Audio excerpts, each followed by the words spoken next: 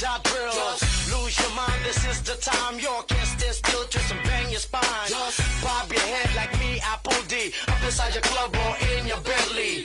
Get messy, loud and sick. Your mind fast, no more on another head trip. So come them now, do not correct it. Let's get ignorant, let's get hectic. Everybody, everybody, let's get into it. Get stoned, get it started, get it started, get it started. Let's get it started. Let's get it started in here. Let's get it started. Let's get it started in here. Let's get it started. Let's get it started in here. Let's get it started.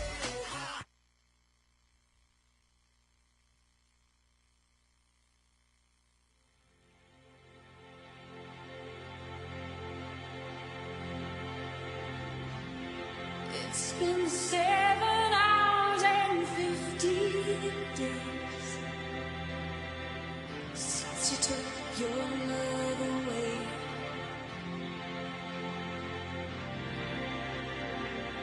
I go out every night and sleep all day since you took your love away.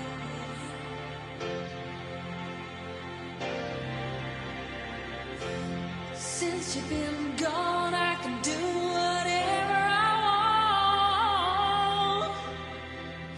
I can see whomever I choose.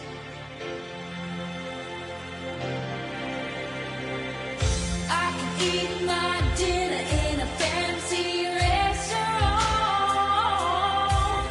but nothing, I said nothing can take away this blues. 'Cause nothing compares, nothing compares to you.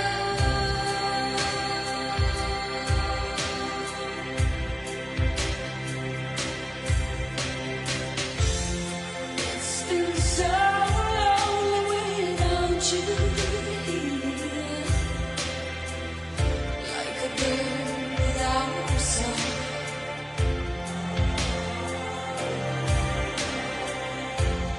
Nothing can stop these lonely tears from falling. Tell me, baby, where did I go wrong? I can put my arms around every boy I see. They only remind me of you.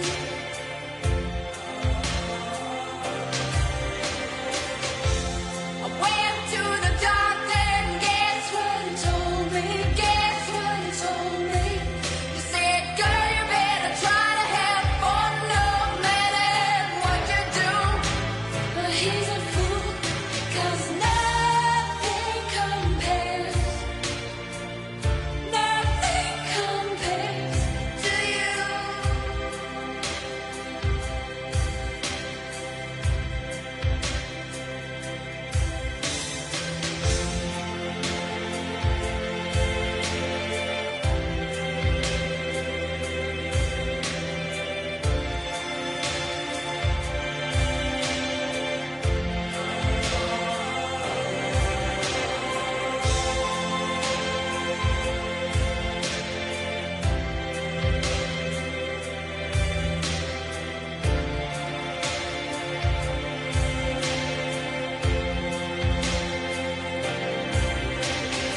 All the flowers that you planted, mama, in the backyard,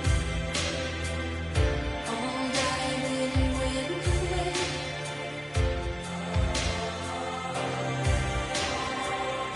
I know that living with your baby was sometimes hard,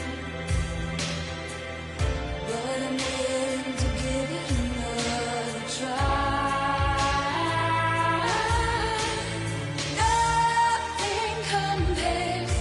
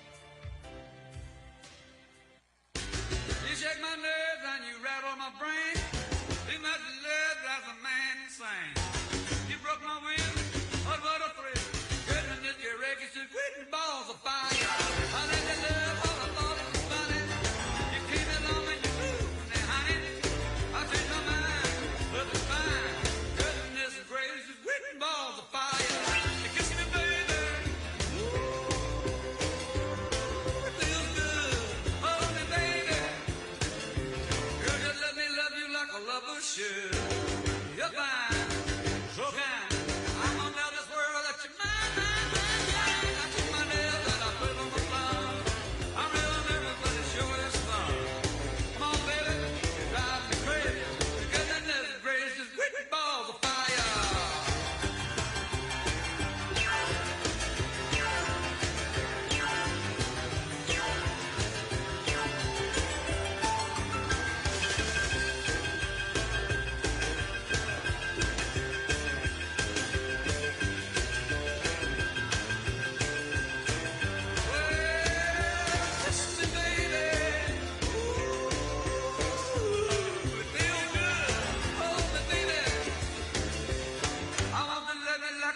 Shit. You're fine, so kind. I got to tell this world that you're mine, mine, mine, mine. I treat my nails and I flip on my thumb. I'm real nervous because the show is fun. Come on, baby, drive me crazy. Goodness gracious, sweet balls of fire.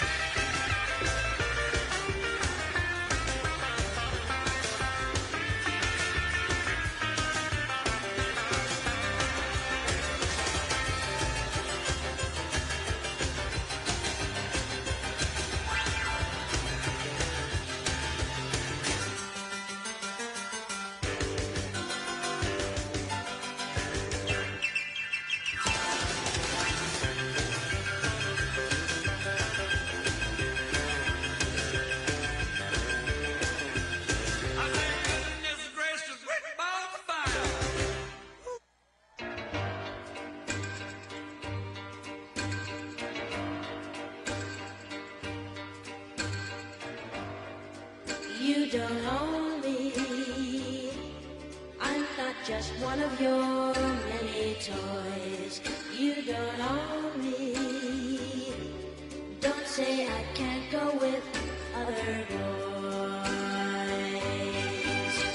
And don't tell me what to do. Don't tell me what to say. And please, when I go out with you, don't put me on display, 'cause you don't own me. Don't try to change me in any way. You don't own me. Don't tie me down, 'cause I'd never stay. I don't tell you what to say. I don't tell you what to do. So just let me be myself. That's all I ask of you. I'm young and I love to be young. I'm free and I love to be free. To live my life the way I want. To say and do whatever I please.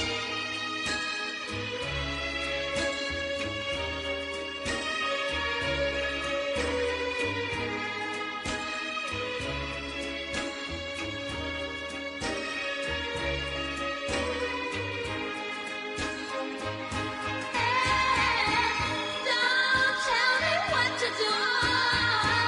Don't tell me what to say. And please, when I go out with you, don't put me on display. I don't tell you what to say. Don't tell you what to do. So just let me be myself. That's all I ask of you. I'm young and I love to be young. I'm free.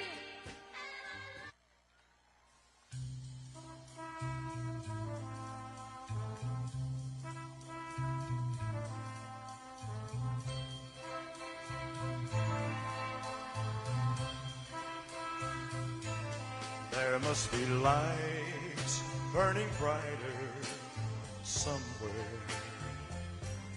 Got to be birds flying higher in a sky more blue. If I can dream of a better land where all my brothers walk hand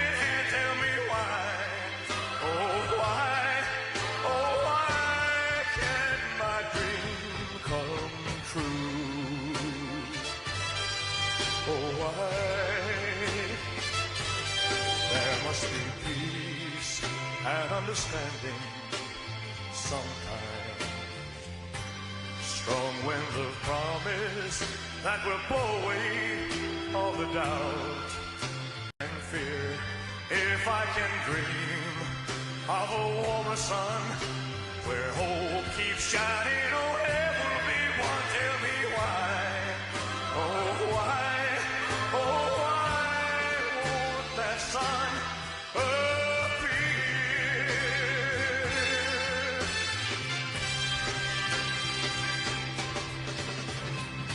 We're lost in a cloud with too much rain. We're trapped in a world that's troubled with pain. But as long as a man has the strength to dream, he can redeem his soul and fly.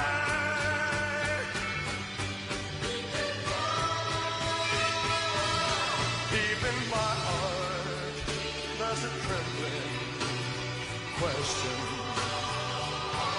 Still, I am sure that the answer is gonna come somehow. Out there in the dark, there's a beckoning candle.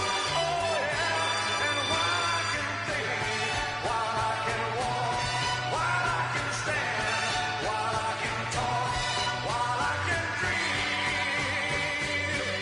please let my dream come true.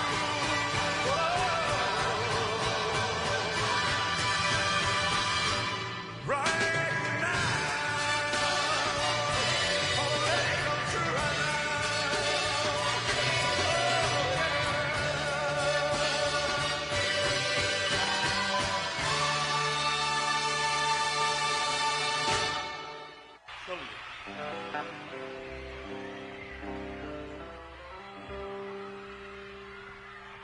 Oh, I wish I was in a land of cotton. Old times there are not forgotten. Look away, look away. What? Look away. Dixieland. Sing it, dog. You're on your own, man. Oh, I wish I was in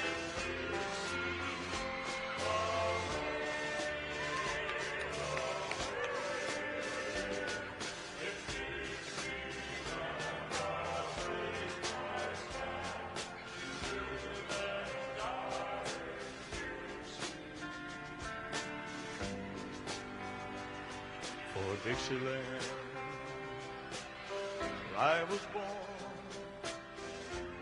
Early Lord, one frosty morn. Look away, look away, look away, Dixieland. Glory, glory, hallelujah.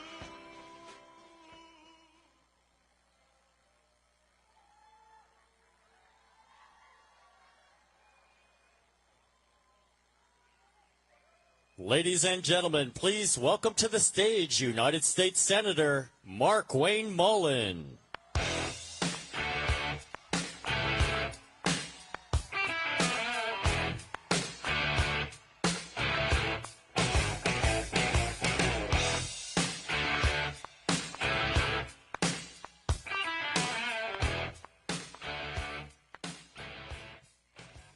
I tell you what, if that music doesn't get you pumped, I don't know what will.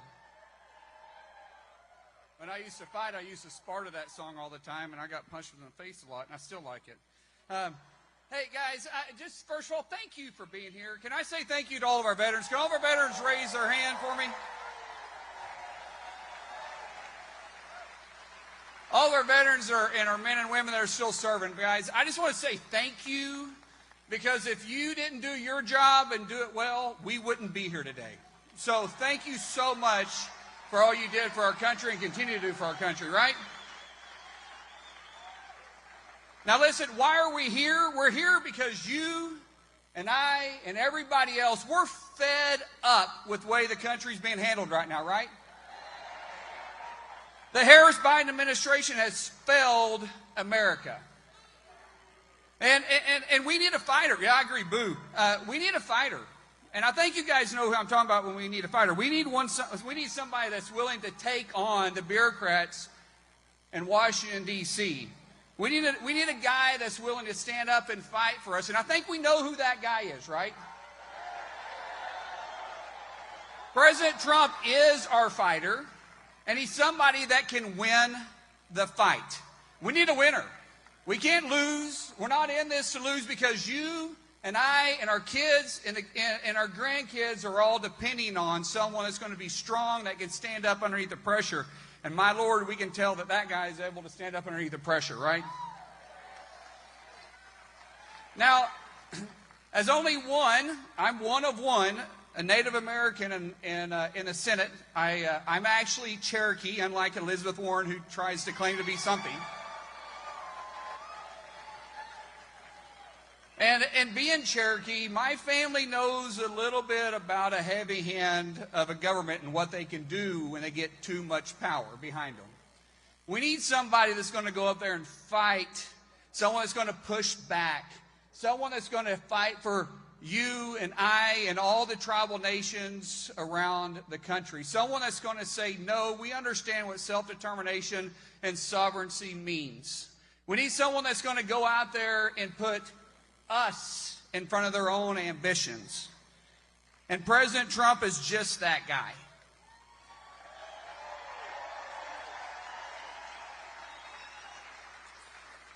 Now, as I mentioned before, I know a little bit about fighting, and I know a guy and a fighter when I see one. And our fighter, the guy who's fighting for our country, the people's fighter, the one that's on the mat every single day fighting for us, one that can bring down inflation, the one that can get our country back on track, the one that can bring down inflation, the one that can make us energy independent again, the guy who can actually secure our borders. The fighter I'm talking about is the man that showed true leadership and courage during an assassination attempt. The man that stood up and raised his fists in the air and said to all Americans, fight, fight, fight. That's my fighter.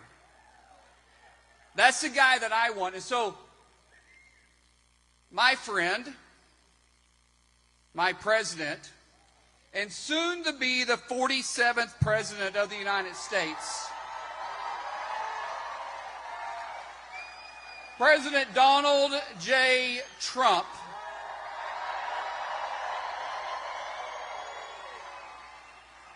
he's here to get you guys rallied, get you guys ready, to get you to go out there and win this country back November 5th.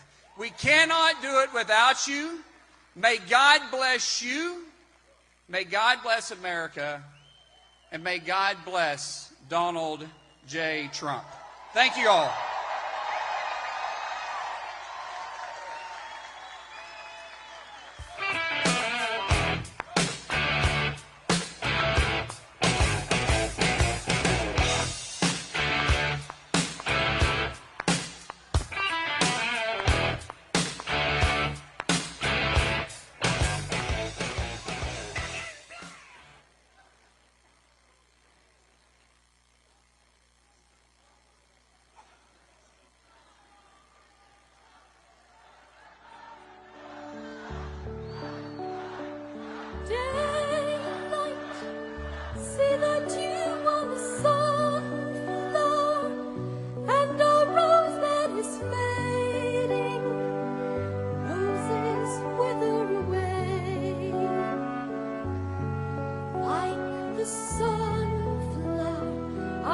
To turn my face to the dawn, I am waiting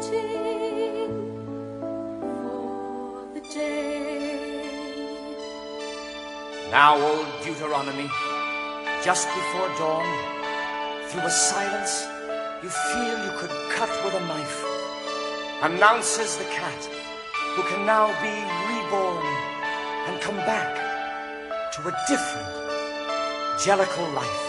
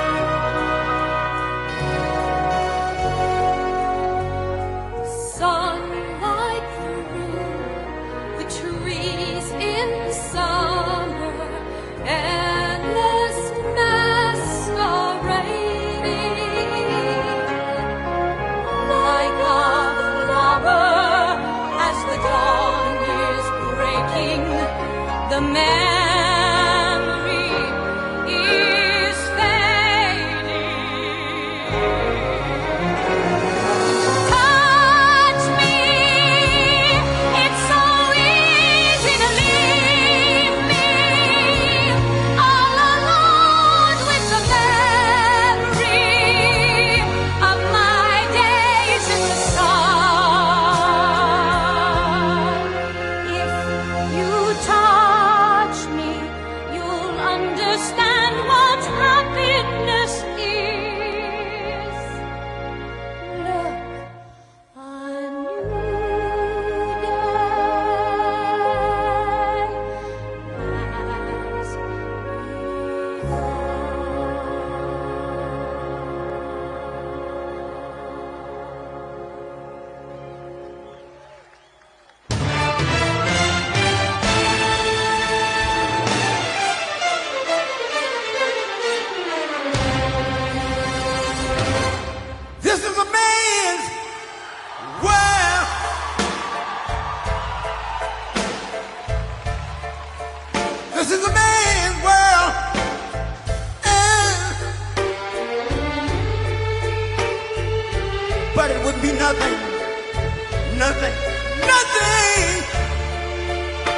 about a woman or a girl.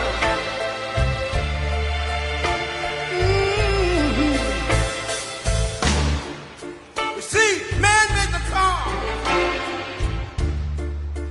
to take us over the road. Man made the train, carry the heavy load. Man made the electric lights to take us out of the dark. And man made the boat for the water, like my Bible said Noah made the ark. This is a man's world. Ow! But it wouldn't mean nothing, nothing, nothing about a woman or a girl.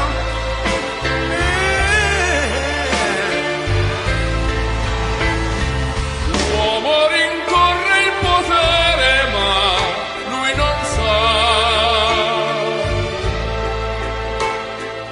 che il grande limite ad essere come si parla.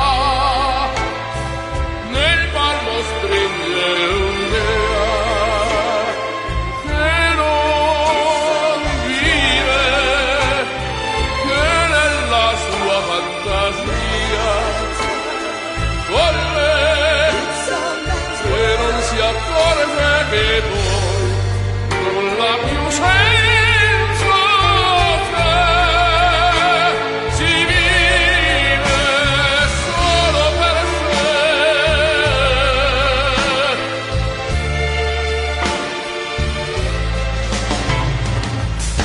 Man thinks about a little bit of baby girls and a baby boy. Man make them happy because man make them toys. But after man make everything he can, man make lira, pesos, dollars, rubles to buy from every good woman and every man. Ow! This is a man's world. Senso c'è, But it wouldn't be nothing.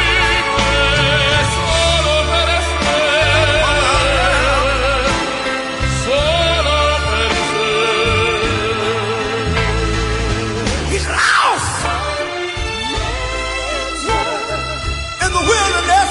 It's a man's world.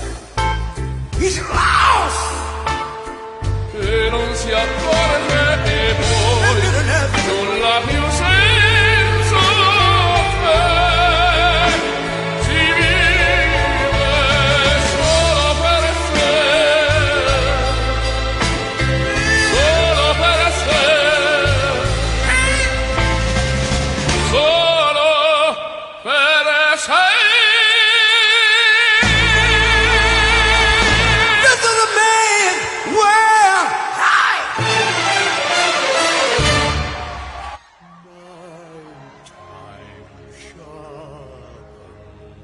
Heightens each sensation, darkness stirs and wakes imagination. Silently the senses abandon their defenses.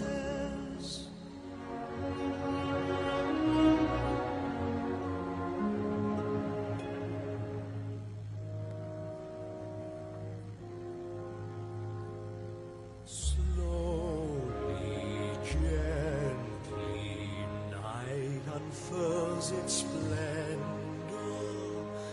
Grasp it, sense it, tremulous and tender.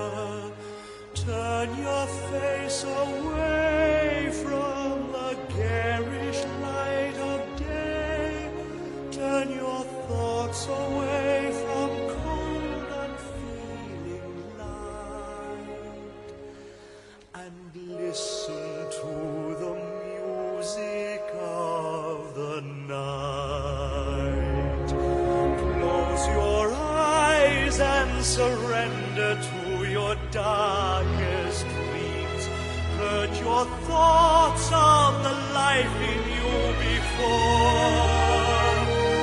Close your eyes, let your spirit start to soar.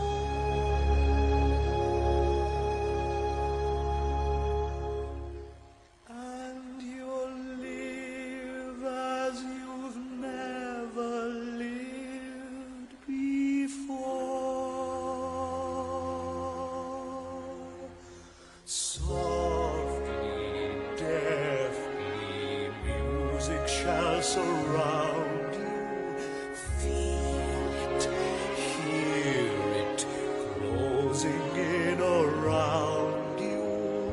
Open up your mind, let your fantasies unwind in this darkness which you know you cannot find. The darkness of the music of the night. Let your mind start a journey through a strange new world. Leave all thoughts of the world you knew before. Let your soul take you where you long to be.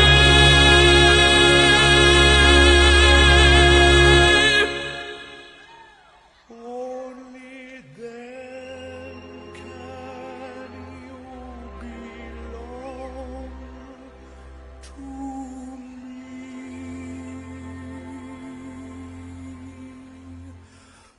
Floating, falling, sweet intoxication. Touch me, trust me, savor each sensation. Let the dream begin, let your darker side give in to the power of the music that I write. The power of the music of the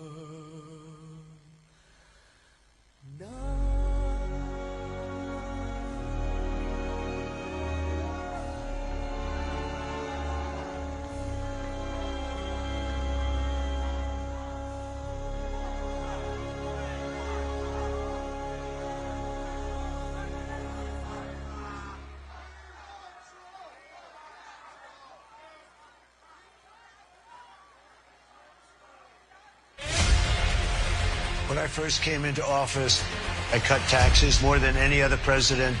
We have created 7 million new jobs, and it led to a growth like we've never seen before. We developed the greatest economy in history by far. When I left office, it changed. Inflation destroyed the lives of so many people. Interest rates went from 2% to 10%. Millions of illegal immigrants, traffickers, and drugs coming into our country. Our country has gone to hell. So I made a decision to run. We're going to make America great again, greater than ever before. I will fight for you with every breath, and I will never let you down. I'm gonna fight like a G, they all gon' see, and if I die, I'm gonna die free. President Trump is literally putting his life on the line, and he's willing to risk it all because he loves this country. He is strong, he is fearless, and he is It's what this country needs right now. Our cities will be safe, our streets will be clean, and our border will be secure. We can't allow our country to be destroyed by politicians who will put their own power ahead of the interests of the American people, our freedom, and our future. The left told me to hate Trump. When you cut through the lies, you realize the truth. American families were better when Donald Trump was president. We were safer, wealthier, and stronger. So if you love this country, if you want to stand up and fight for the future of our nation, you must re-elect Donald J. Trump.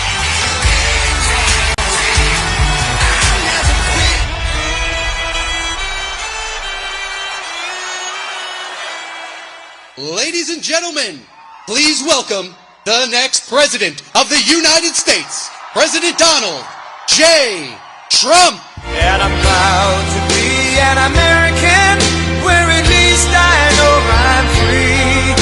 And I won't forget the men who died, who gave that right to me. And I gladly stand up next to you and defend her still today. 'Cause there ain't no doubt I love this land. God bless the USA.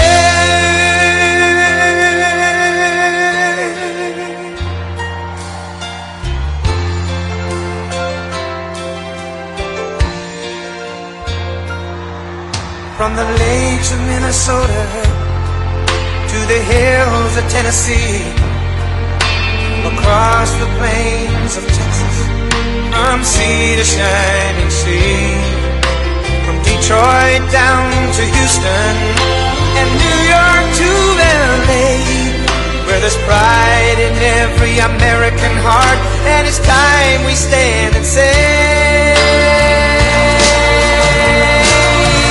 that I'm proud to be an American, where at least I know I'm free. And I won't forget the men who died, who gave that right to me. And I gladly stand up next to you and defend her still today. 'Cause there ain't no doubt I love this land. God bless the USA.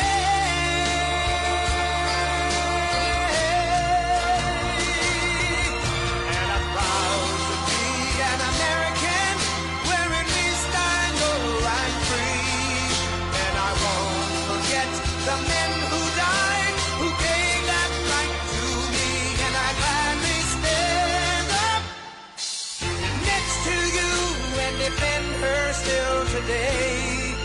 'Cause there ain't no doubt I love this land.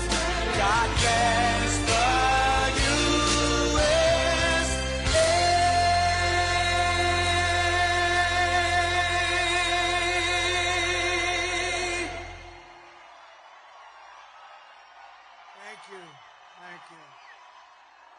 Thank you very much. Wow, this is a big crowd of beautiful people. Thank you very much. Thank you.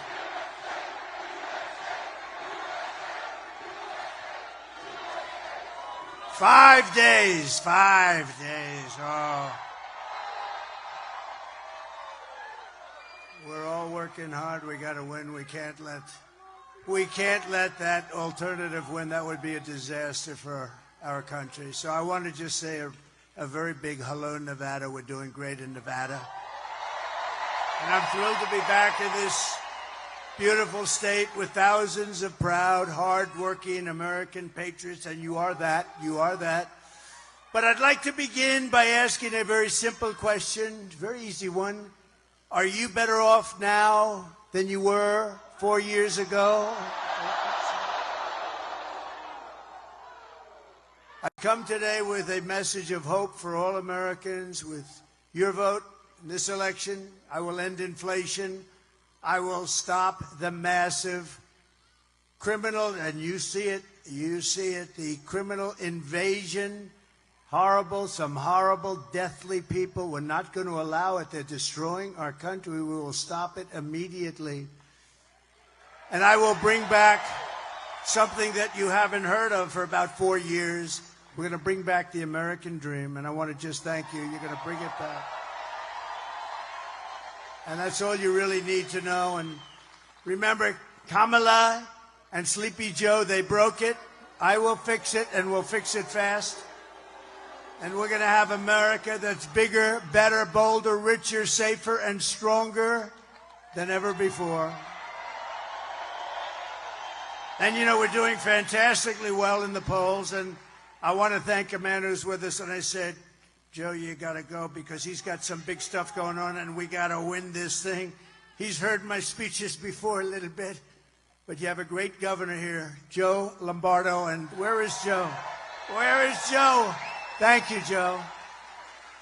Is it okay? Can he go and do some business so that we can win and he can take care of some young people that are incredible and love him? Joe, thank you very much. So you go home, Joe. Thank you. Appreciate it. Great job. Joe Lombardo, everybody. Thank you.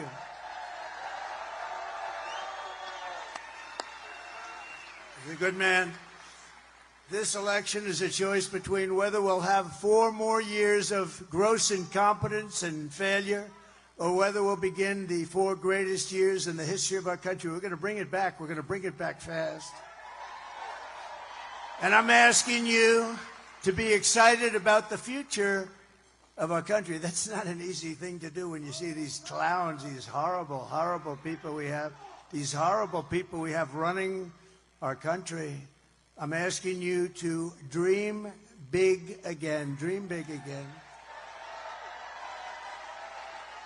This will be America's new golden age. That's what we're going to do. A golden age of America. Every problem facing us can be solved, but now the fate of our nation is in your hands. This is a very big state for us. This is a very big state. I love it. I'm here a lot without campaigning, but I want to tell you this is a big one, and it looks awfully good. It looks, I don't want to say, just keep voting, keep voting. You got to get out and vote.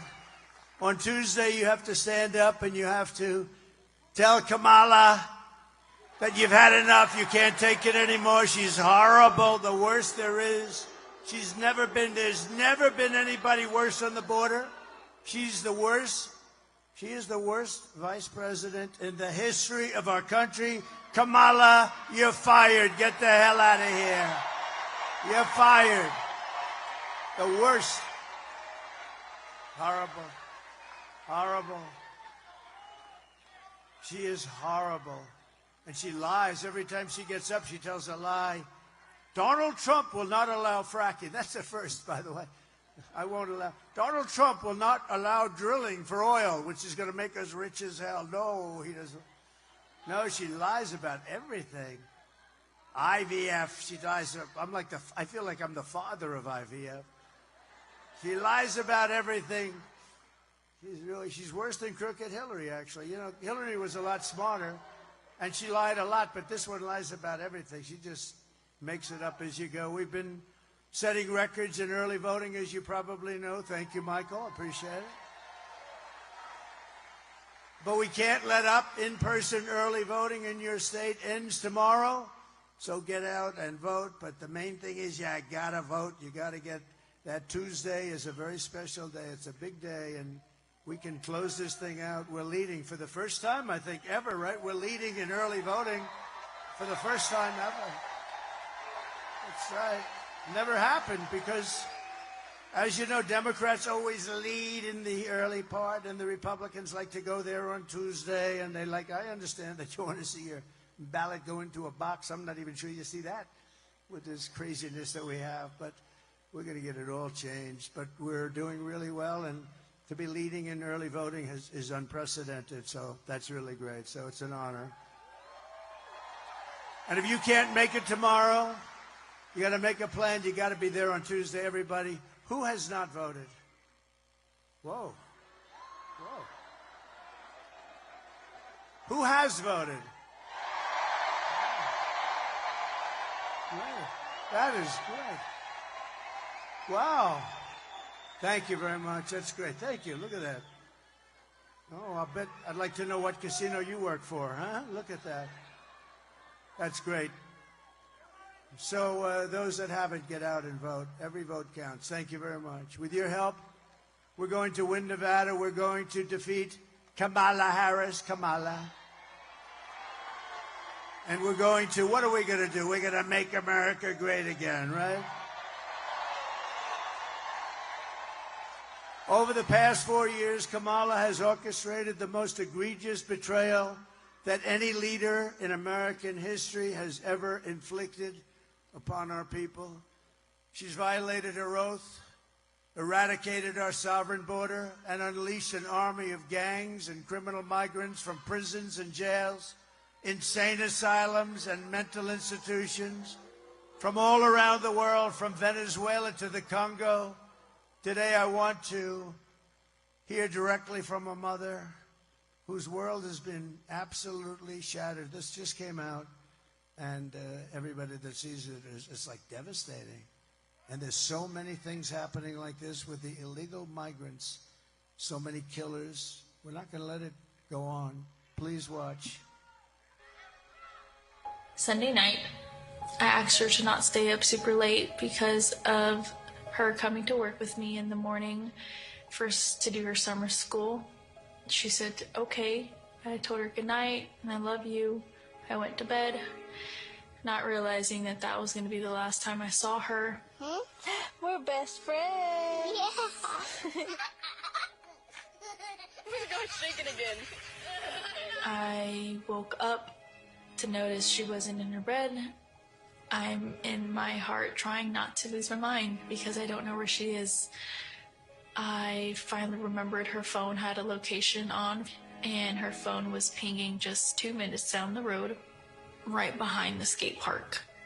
I start driving to the direction the phone was being pinged at, and I see a couple cop cars with lights on.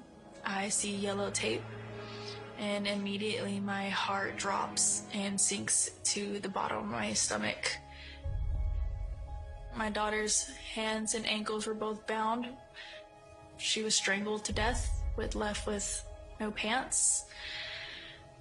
And I know in my heart she fought incredibly hard. She was not going down without a fight.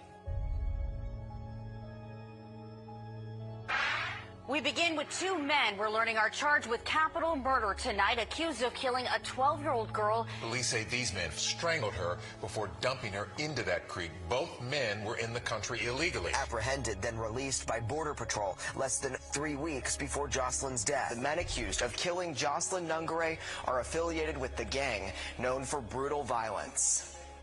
Kamala Harris was in charge of immigration in our borders. If we had better border policies and not open borders and not these catch and release policies, I truly believe this all could have been prevented.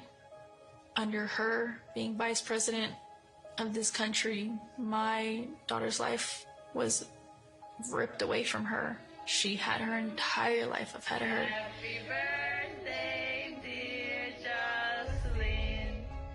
My daughter is 6 feet in the ground based off of policies that she allowed to keep. Kamala Harris did have one job, and she not only failed, not me, she failed my daughter, she failed Jocelyn. You know, she was only 12. President Trump reached out, gave me his sincerest condolences as not a former president, but just as a father, someone who cares. I believe Donald Trump needs to be back in office. I can at least know that my next child will be safe in this country.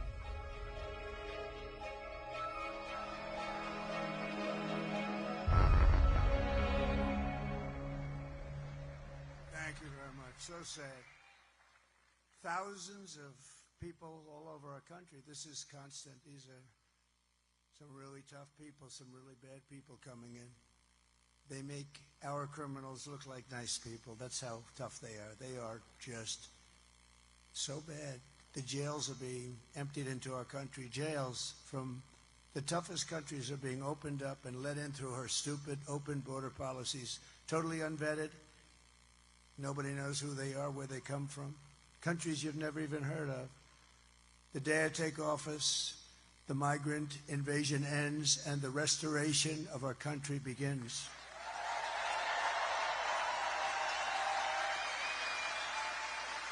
And I believe it's the biggest problem. Biden and Harris. You can't say Harris because nobody knows who Harris is. Nobody knows. You say Harris, nobody knows who the hell she is. But that's great. Thank you, darling. Thank you very much. Thank you very much. Thank you.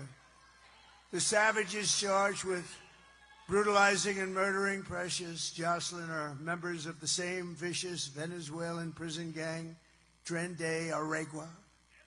And they're taking over apartment complexes in Aurora, Colorado, where you have a governor who's petrified. He's a radical left lunatic, and he's petrified. He doesn't know what the hell to do. He's lost. I call him a lost sheep. And they're unleashing a violent killing spree all over America. The United States is now an occupied country. Can you believe I have to say that? We're an occupied country. They're coming in, and they're by the thousands, and they have equipment that's military-grade equipment. How do they get that? They have military-grade equipment, but it will soon be an occupied country no longer. November 5th, 2024 will be Liberation Day in America. Liberation Day.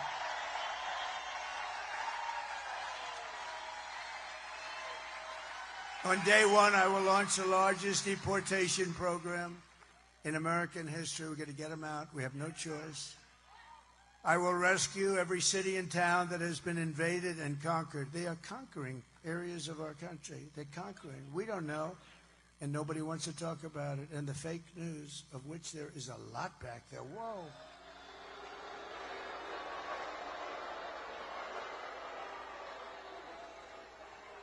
A lot. They don't want to write about it. They don't want to talk about it. They don't want to. They'll write about it after the election. No, you don't want to write about it now. And we'll put these vicious and bloodthirsty criminals in jail, or we'll kick them the hell out of our country. We'll want them out.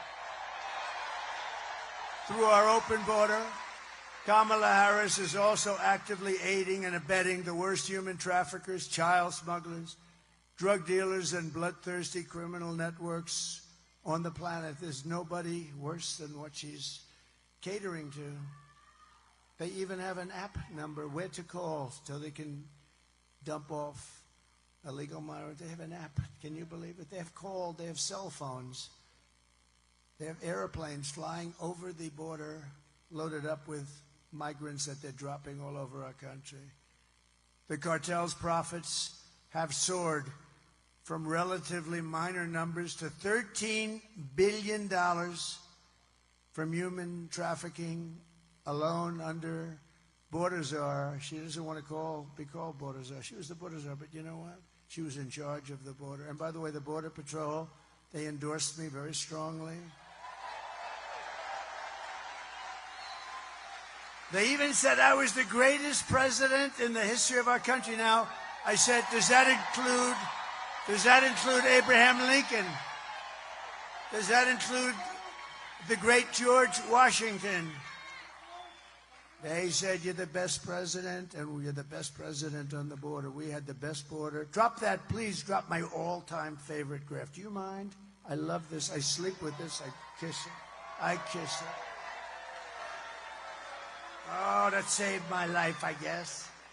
Without that graph, I wouldn't be here right now. I looked over to my right very quickly, and I noticed there was a little problem. A little bit of a problem. Lunatics. We got lunatics out there. But that says it. The last day that I was in office was the arrow on the bottom. That was the lowest day in the history of our country for illegal immigration. That was done by the Border Patrol and ICE. And then it became like an Elon Musk rocket ship. Look at that. Look at what happened. That was the lowest day we've ever had in terms of illegal immigration. By the way, the drugs were equally low. The whole thing was so good. All that guy had to do is leave it. He went to the beach all the time, right? He could have gone to the beach, but he went to the beach, but they made changes. Instead, remain in Mexico. I got things that nobody could come into our country. They had to remain in Mexico. I think Tijuana Might have been the fastest growing town in the history of the world. Hundreds of thousands of people, but they weren't in our country, and we want people to come in, but we want them to come in legally, right? We want people to come in, but they have to come in legally. We don't want murderers and drug dealers, and we don't want them to open their prisons. Think of it, they're opening their prisons and dumping them on us. But every day they're stealing innocent lives on both sides of the border, both sides. Just days ago, a young U.S. Marine Corps veteran named Nicholas Quetz from Arizona was driving through Mexico very routinely. Who would think this could happen? For a beach weekend with his great friends. Yet everybody loved him. He had a lot of friends. When he was viciously gunned down on the highway and murdered by members of a Mexican cartel. And we're joined today by Nick's wife, Carrie, his father, Douglas, his mother, Patricia, his sister, Alexis, and his brother-in-law, Phil, and they're beautiful people. And if they'd like to come up, I'd love to have them just to honor their beautiful boy. I'd love to have them. Come on up. Go, good.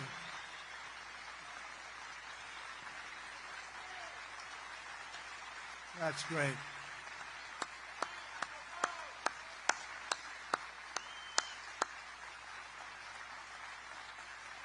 This is a great family, a perfect family, and what happened to them should happen to nobody.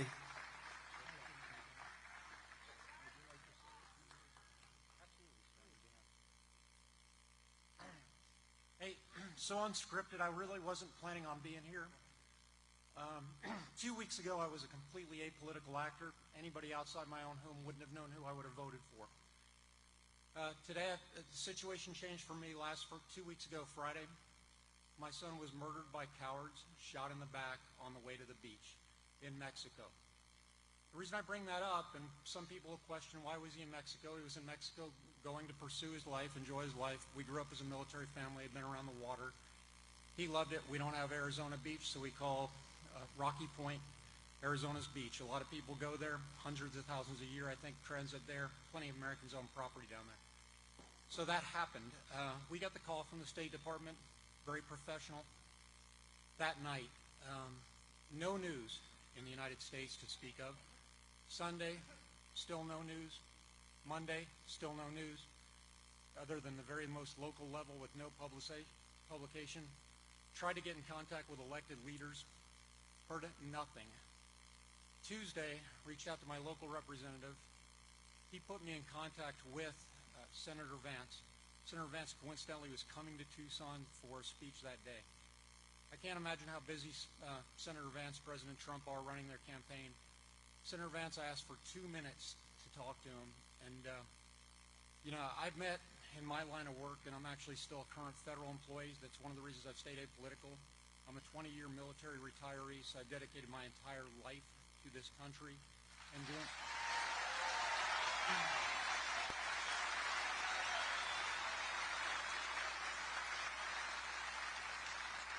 My son, who was murdered, is a 4-year military veteran of the United States Marine Corps.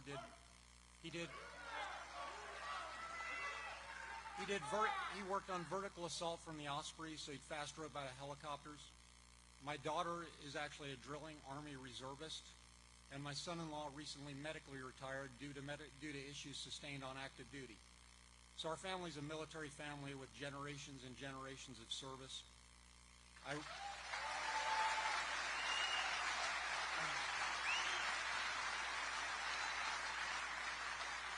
I bring these things up as an apolitical actor and somebody who struggled, the kind of Americans many are, who probably sit around their table and say, who are we going to vote for, go back and forth, decide what we think is important. And we struggle on that, and we actually pray on it. And many people ask me, how can I stand up here today 13 days after my son was killed and talk in front of groups? And it is through the grace of God, and I do believe in God and a higher being.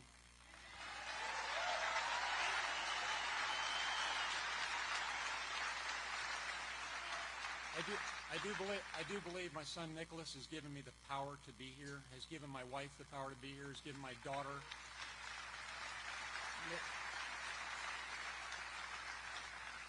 Karime, who's Nick's wife, and my son-in-law, Philip.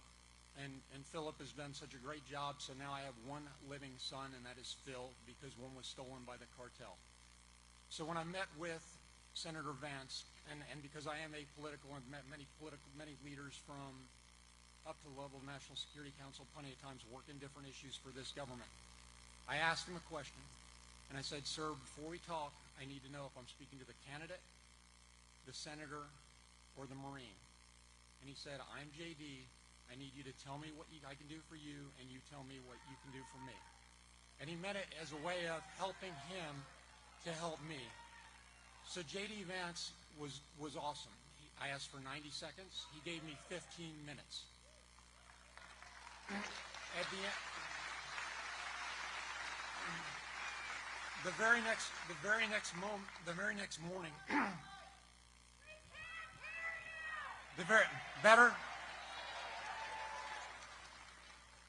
better. The very next morning, and after having tried to reach my elected officials for 5 days, President Trump's office called me. President Trump, in the fight of his life, offered to meet with us.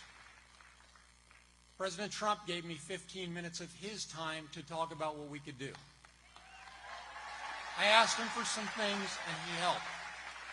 I asked him, A, for U.S. involvement, and we know he's candidate Trump right now, and there isn't a seated president. I asked for U.S. involvement in the investigation with the Mexicans. I asked for extradition of the killers after I found out under the current U.S. code, not all can be extradited, only if they're tied to RICO activities. In this case, they probably are tied to RICO activities. They are probably coming back, but I'll defer all questions on his investigation to the FBI. And I asked for a working policy in Mexico. In my career, I worked in, one of the things I worked on was Plan Colombia. Very similar situation in security as to what we have in Mexico today. It was supported by Senator Biden. That's out in public record. You can look at it. We have no working policy with Mexico right now. Count the numbers of illegal immigrants, whether they're private, whether they're dangerous or not dangerous, and you'll see a number of about 25 million crossing back and forth. And then when somebody says, why was Nick in Mexico? My son was an hour from our house when he was executed by cowards. That's how close it is. But it is a national security challenge, not a local border state challenge. We have these type of things with Tren de Agua and MS-13, anybody else you want to name, plus unnamed criminal organizations. The cartels, they operate with impunity in Mexico. They've infiltrated every level of their government. The local police are helpless because they're not properly equipped. State police a little bit better, but not, and then the federal. But we need to work with the Mexicans on this to go forward. So what I'm leaving you with, and I'll give this back to President Trump, to whom you came to listen, not me, is this. For most of us in this room, and honestly I would not have been in this room because it wouldn't have been political 2 weeks ago, you know who you're going to vote for. But for the soundbite and the people looking at this, after 12 days I received a phone call from Senator Mark Kelly. That was the 12th day. And he was gracious, and he offered his condolences, and I told him, sir, I appreciate that, because I'm a respectful person, and I'll work with anybody. But what I want is sponsorship of a couple things. One is change to U.S. code, so that if people have committed crime against U.S. persons, especially murder, they are brought back here to face our justice.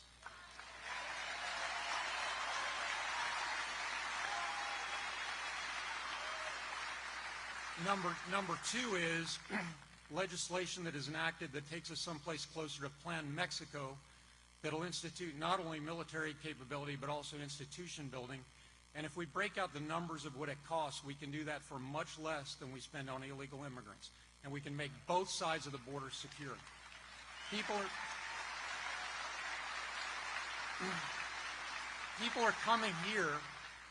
Some come for economic, and we talk about that, but many of those people are actually fleeing due to the insecurity in their own country. If we can help them, we can help ourselves. Senator Kelly, and as I said, so this is bipartisan, but we need a leader who can enact it. And the leader is standing right next to me because he's promised to enact it. Bipartisan. And I will tell you, President Trump, former President Trump, however you want to name him, and I had some really good conversations. We had conversations between ourselves, two men looking at each other. The man had a tear in his eye when he saw the picture of my son, and the person that those that are on the that are not have not committed and don't know, he's a decent man. He tried to help us, and he promised to help us. He also made a promise to me that'll be between the two of us, but if he's elected, I do believe he'll keep it. Sir, I can't thank you enough. Sir, I can't thank you enough for what you've done for my family in terms of calling attention to this. It was unreported in the media. Go back and check for anybody who looks. And I will tell you, and importantly,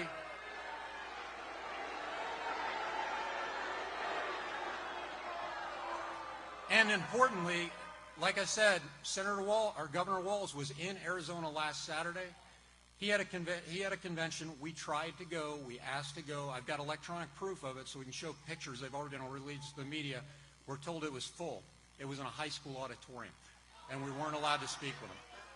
So when you wonder about where America really is and what the stories are, you don't have to wonder anymore. The man next to me and his vice presidential nominee, a current seated senator, both met with me within 36 hours of asking, and both took up the cause.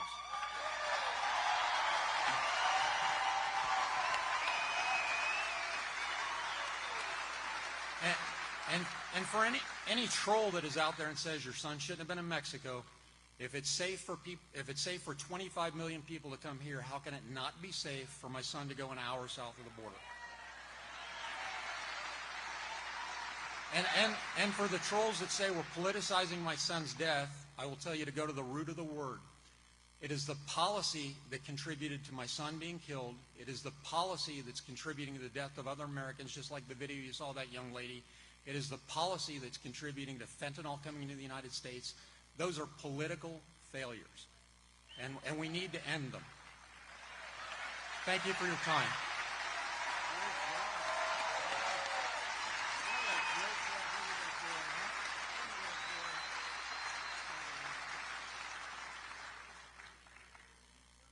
I'm asking you, help us get justice for Nicholas.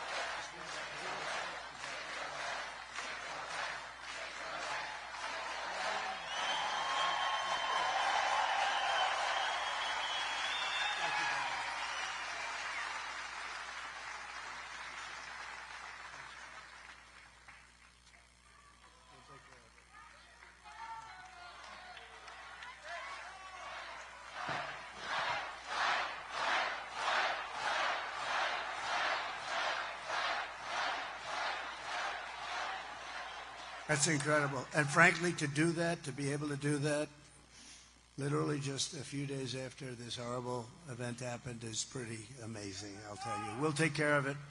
We're going to take care of it. We're going to get that guy. We're going to get him. We're going to get him. They know who he is. Can you believe it? They know who he is. Nothing's done. Mexico's going to give him to us. Mexico's going to give him to us. They have to. They have to. It's going to be real easy. When I'm president, we're going to put the drug smugglers and human traffickers, we're going to put them right out of business. They're killing hundreds of thousands of people in our country. You know, if we had a war, it wouldn't be as bad as this. Hundreds of thousands of people a year are being killed. To expedite removals of the Tren de Aragua savage gangs, I will invoke the Alien Enemies Act of 1798 to target and dismantle every migrant criminal network operating on American soil. And if they come back into our country, it's an automatic 10 years in jail with no possibility of parole. And I'm hereby calling for the death penalty for any migrant that kills an American citizen or a law enforcement officer.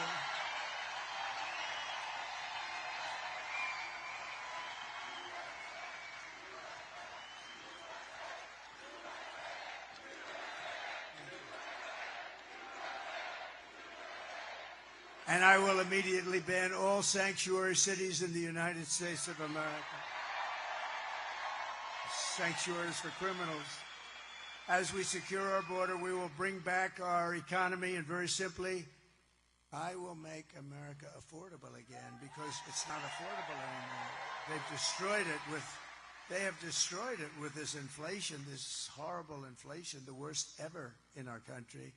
Kamala Harris cast the deciding votes that launched the worst inflation of your lifetime. She cost the typical American family over $30,000 in higher prices. You look at your food bills, you look at the cost of food items.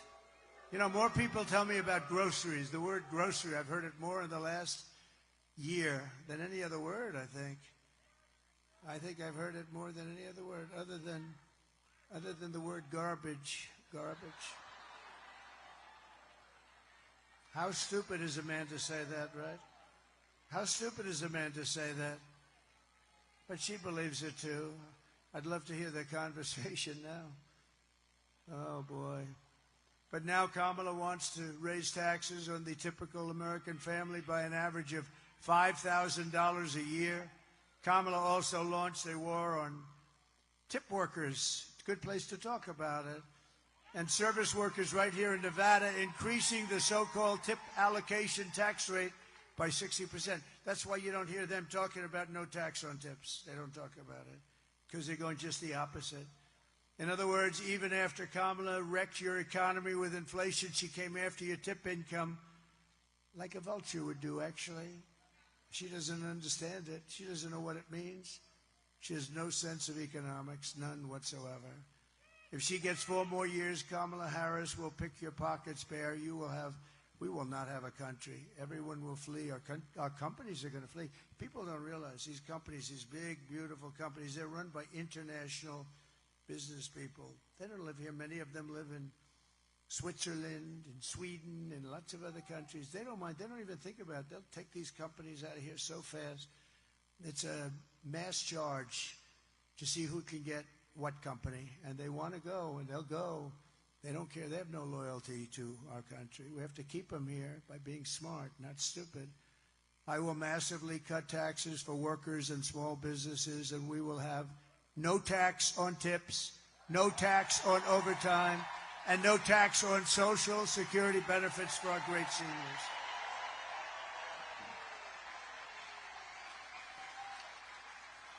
And I will support a tax credit for family caregivers who take care of our parent or a loved one. You know, if we didn't have that, if we didn't have the angel moms and lots of different names, but the angel moms is an example. If we didn't have them, the great wife that takes care of a husband who is badly wounded, and vice versa, by the way. But if we didn't have that, caregivers, they really take care.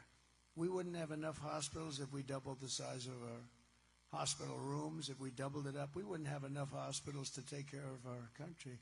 And now, of course, what's happening is you go to towns and cities all over the country, you can't have a hospital anyway because the migrants have literally taken over the beds. They've taken over the schools.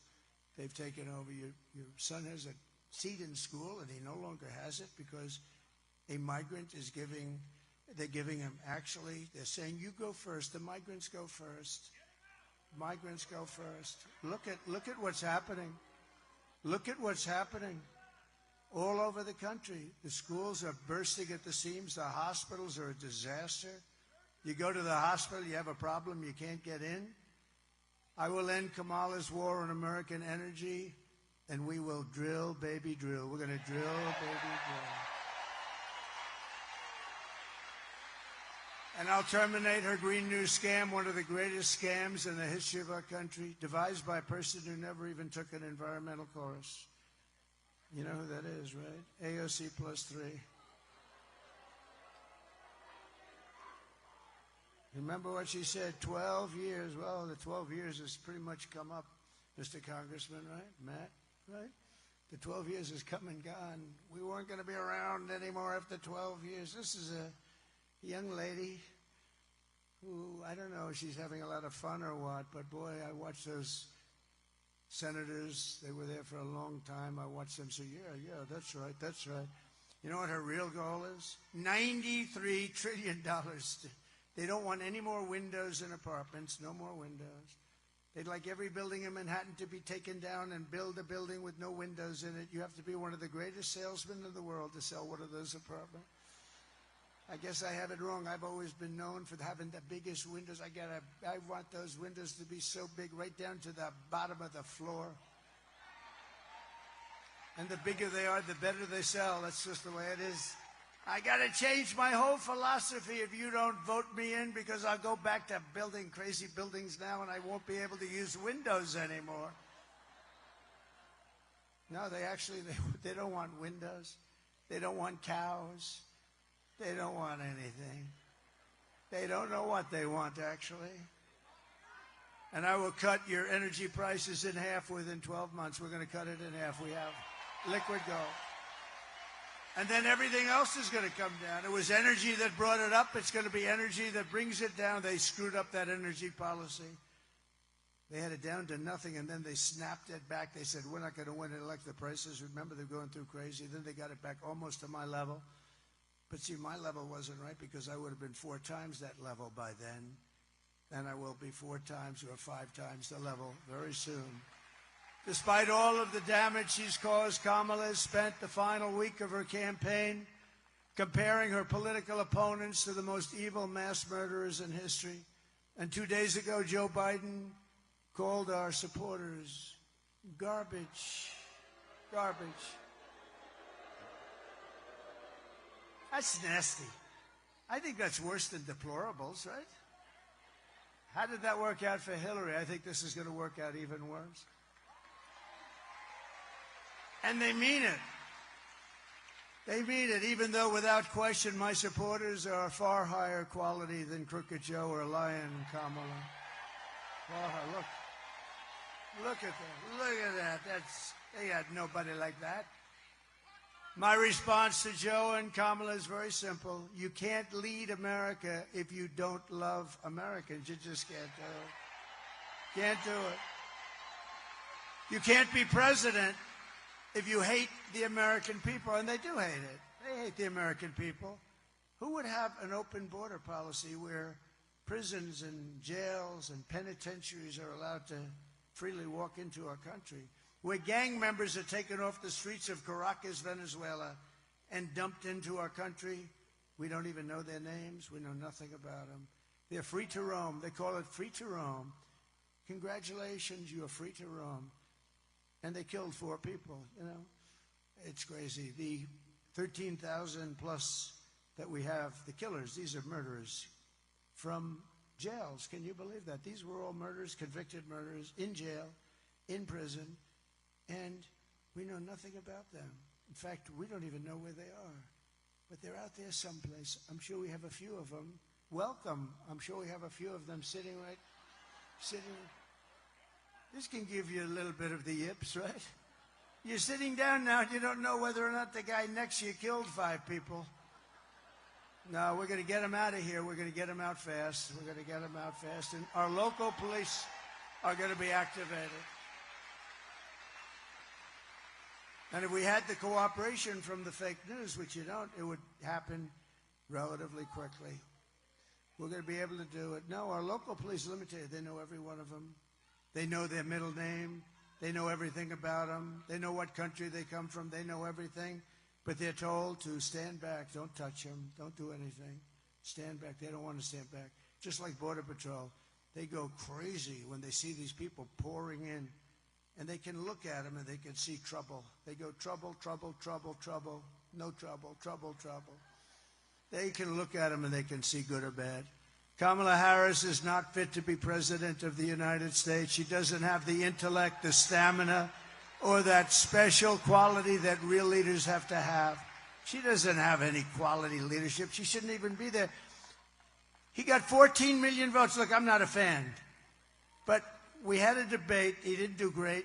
His numbers went down. Big deal. We wanted to see him, and they say, you can't win. You're out. This is, we call him a threat to democracy. They look at me, I'm a threat to democracy. I am the least threat. I'm the one saving our democracy.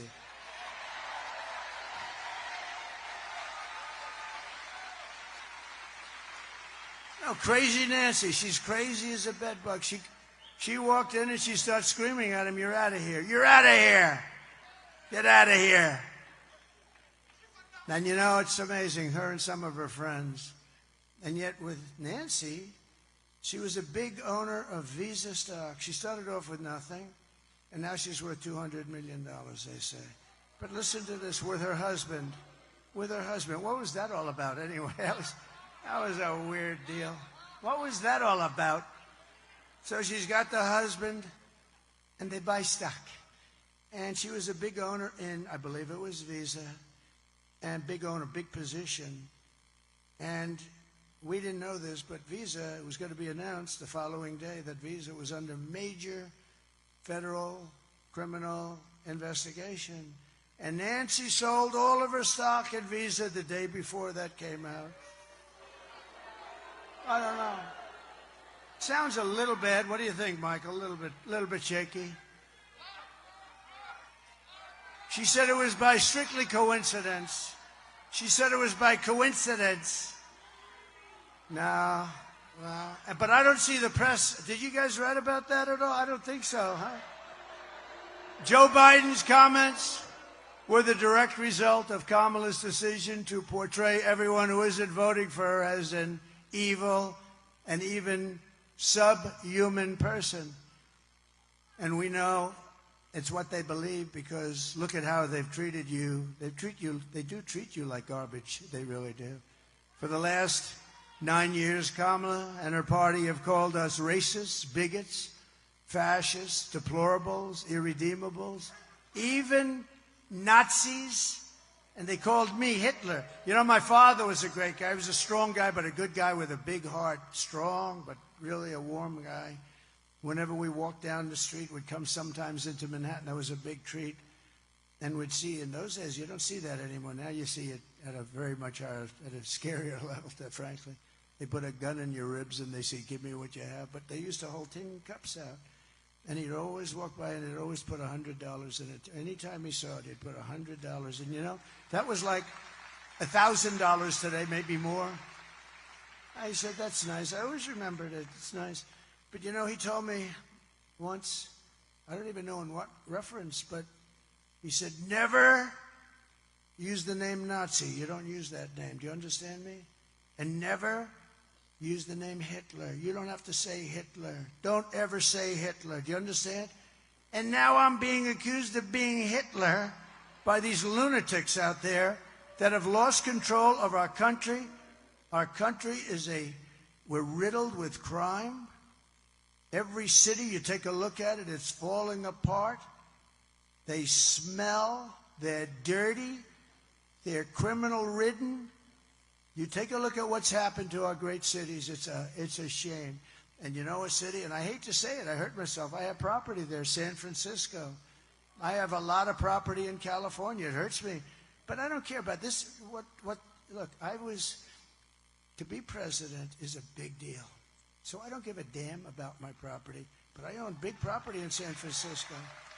San Francisco. Now I lose another $25 million by this statement. That's one. San Francisco is almost unlivable, and it's because of her. She was the DA who destroyed San Francisco. She then became the Attorney General. And she destroyed, along with Gavin Newsom, one of the worst governors in history. She destroyed California. More people moved out last year than moved in. First time that's ever happened. I mean, they have the best weather, in all fairness. In all fairness, they have the most incredible weather. And they have the beautiful ocean. They have the beaches. They have everything. And you got to work hard to screw that up. But he's done it. He's done it. They just passed a law on voter ID. Do you know that? That not only don't they have voter ID, but it's against the law for you to ask somebody for voter ID. So if you work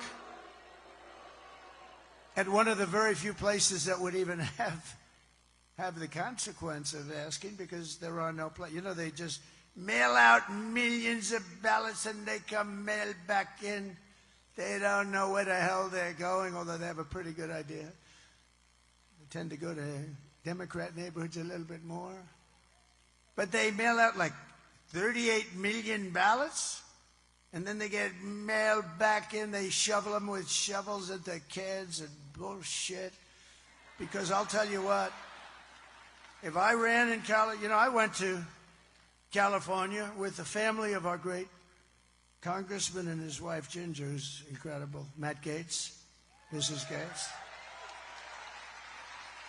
And their family had a little event in a beautiful part of California, and nobody could believe, you couldn't even get on the streets. It looked like Lindbergh just arrived on Broadway. It was so crazy. We would do, with a fair count, we would do great in California, the right guy. Now, me, I would do great because Hispanics like me. I'm glad they love me. They should love me. And I love them. But I would do great. If we had an honest vote, I always say, if God came down just for one day to be the vote counter, in other words, I would win in California. I would.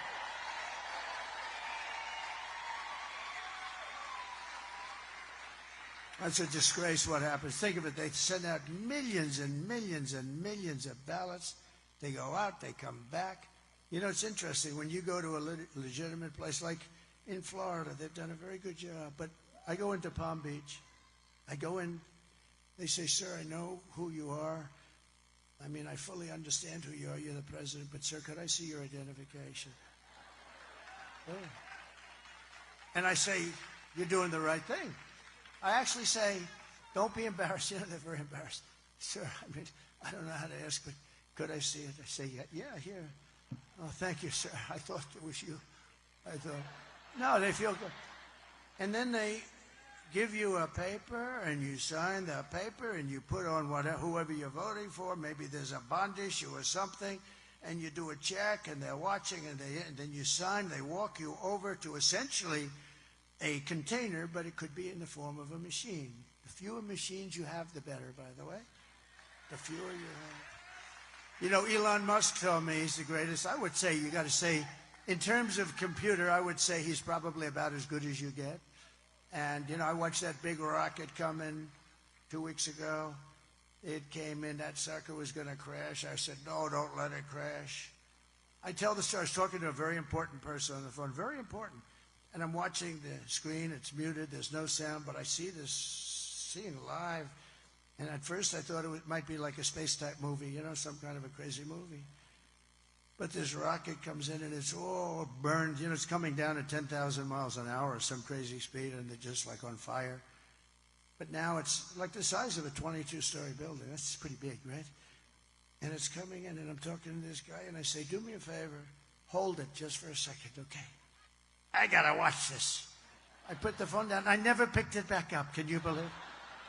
And because I'm president, but more importantly, because I may be president, he held on for 45 minutes.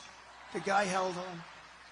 You know, if I wasn't president or if I had no potential to be president, he would have hung up in the first 30 seconds. But I picked that up like 45 minutes later. I said, hello, hello, hello, President.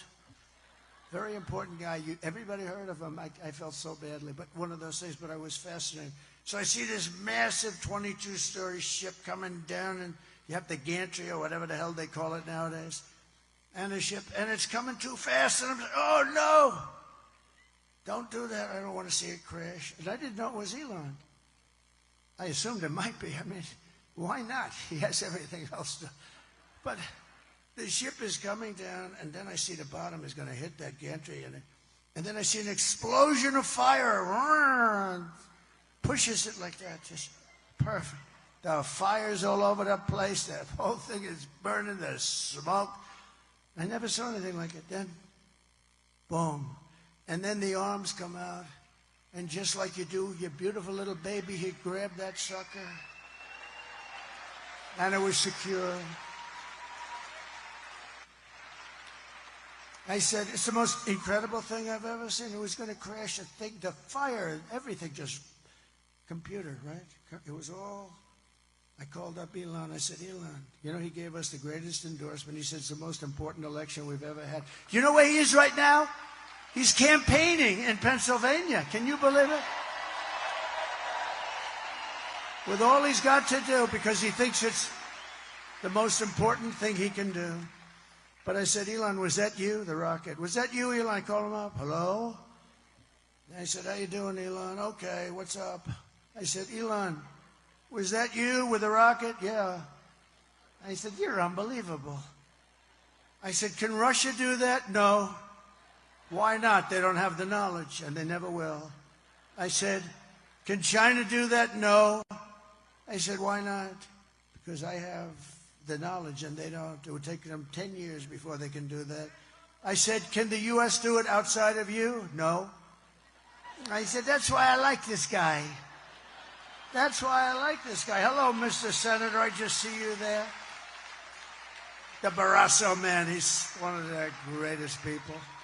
What a great, I didn't know you were going to be here. I'm very impressed. I guess Sam Brown must be doing very well for you to be here, huh? We got the leader of the Senate. We got the leader of the Senate here. And I know it's not for me, so it has to be for Sam Brown, right? Thank you. Thank you. Senator Barrasso is an unbelievable guy, and Sam is unbelievable. And we're going to get to him in 2 seconds. And he really is. By the way, you know, I do the weave, right? You know the weave? It's genius. It's genius. I can go here, but it's always related, maybe sometimes just a little tiny bit. But I can, like here, over there.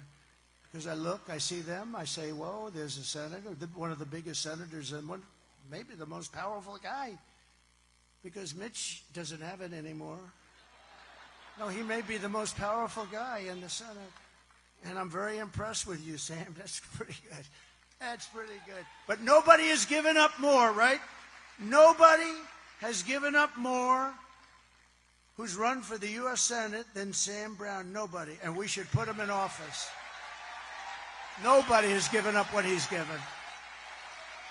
Defending us. Defending us.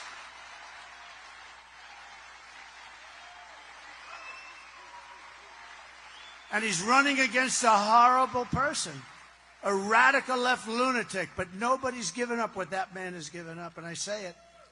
And he might not even like me to say it, but I say it because it's true. Nobody has given up, ever, that's ever run for the U.S. Senate. And I just hope he gets in. And he's very close. I saw a poll. You're right there, neck and neck. Right.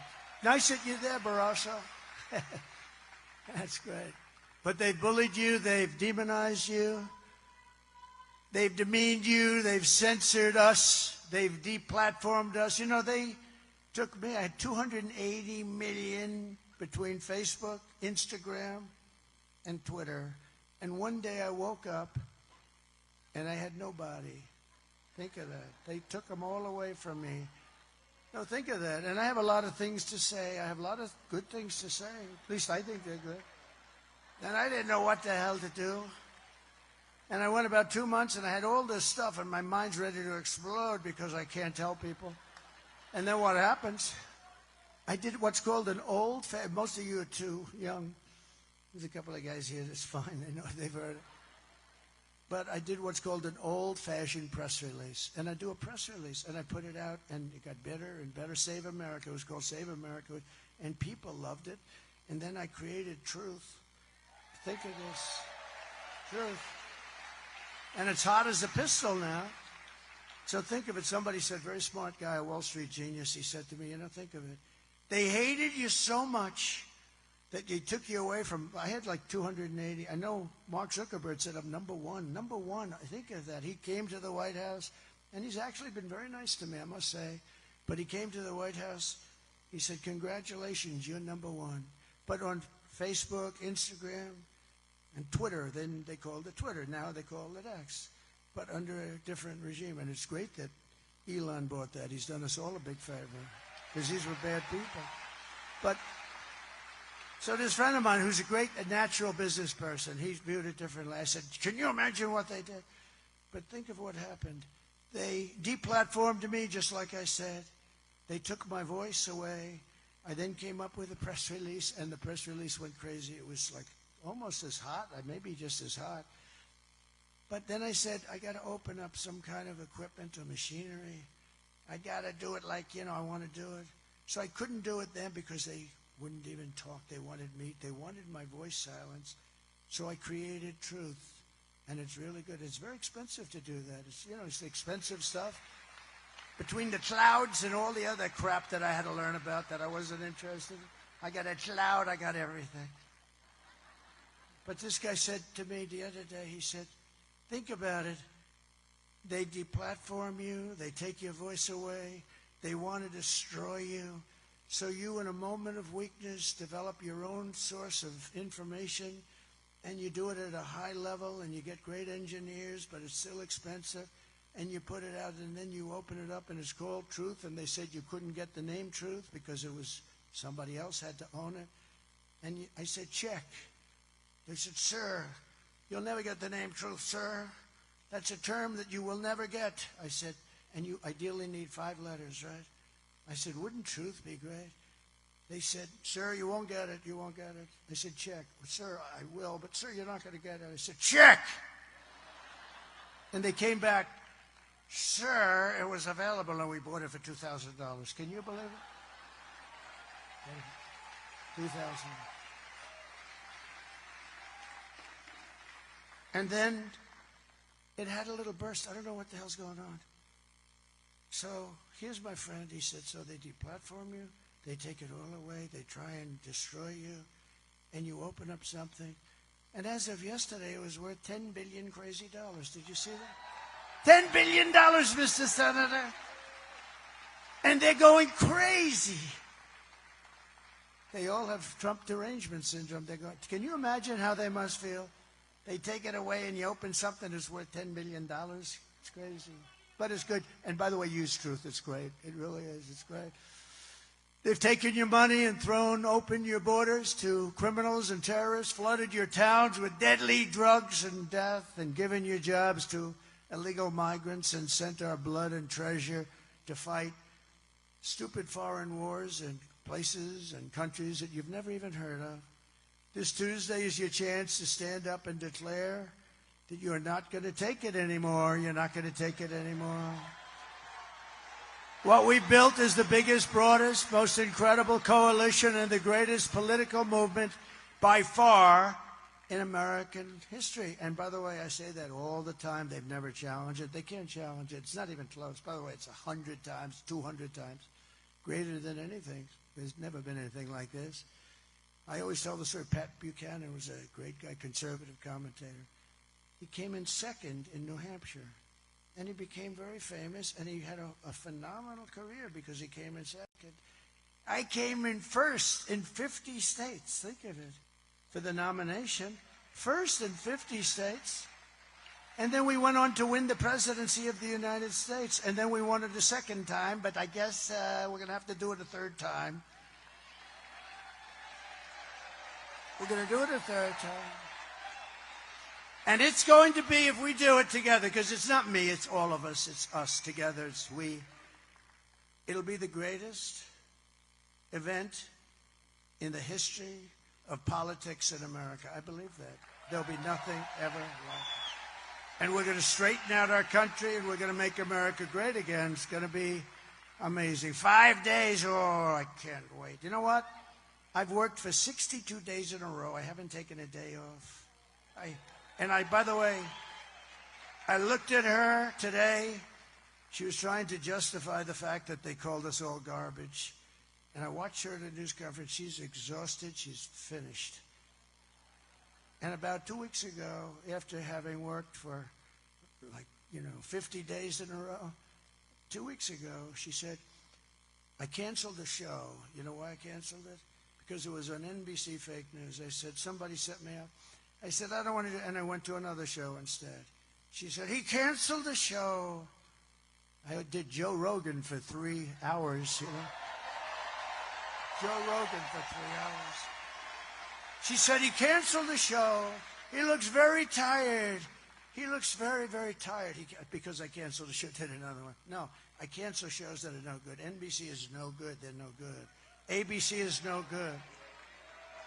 CBS is no good.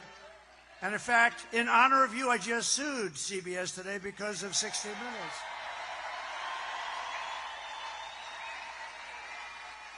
You know why I sued him?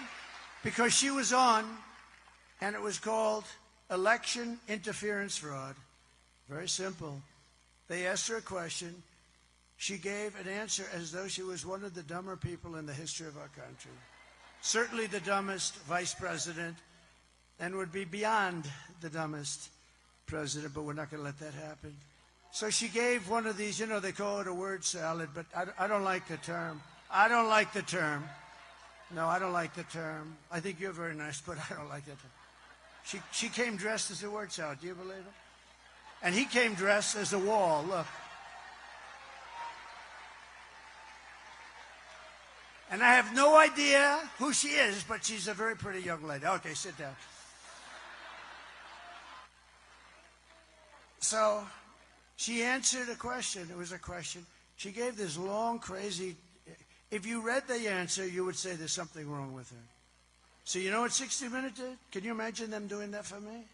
They took it was a very long answer. It just went on and on, just words. Didn't mean anything. 60 Minutes and CBS cut it all out, and they took another answer for a meaningless question, and they put it up there. Do you know that, right? They put it up there.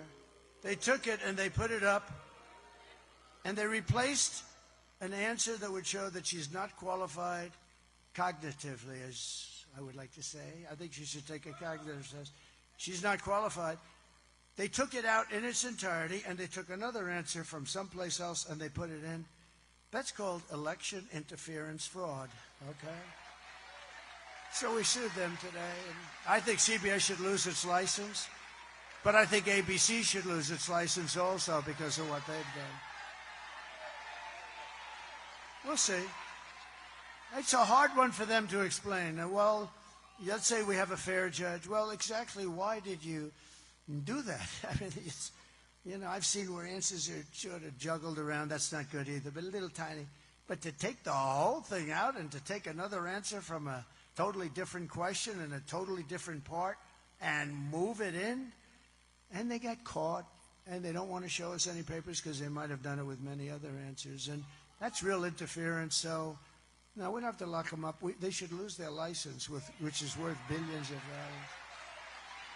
But we brought together veterans and union members, soldiers and steel workers, farmers and auto workers, and patriotic moms and dads of every race, religion, color, and creed. We're welcoming historic numbers of African Americans, Hispanic Americans, Asian Americans, and Arab Americans. Did you see in Michigan how well we're doing with the Arab Americans? That's great. That's good, because we have a real good chance. We're leading in Michigan. We're leading in Pennsylvania. We're leading all over the place. We're leading here. We're leading in Arizona by 8. A great poll just came out. We're leading by 8. We're leading all over the place. But we're uniting Christians and Jews, Catholics and evangelicals, Muslims and Mormons, and everyone who simply wants to do one thing. It's one simple thing they want to do. You know what it is? Make America great again.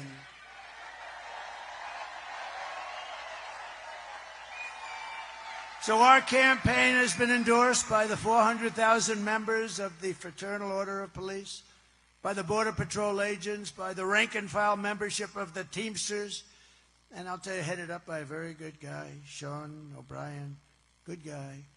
By Elon Musk, well, we have so many. Yesterday, Elon, that's a great one. He feels it's so important. That guy, he's a worker, too. I'll tell you, he's working every... He's actually liking it. Gee, I hope he doesn't run for office. I don't want to run again.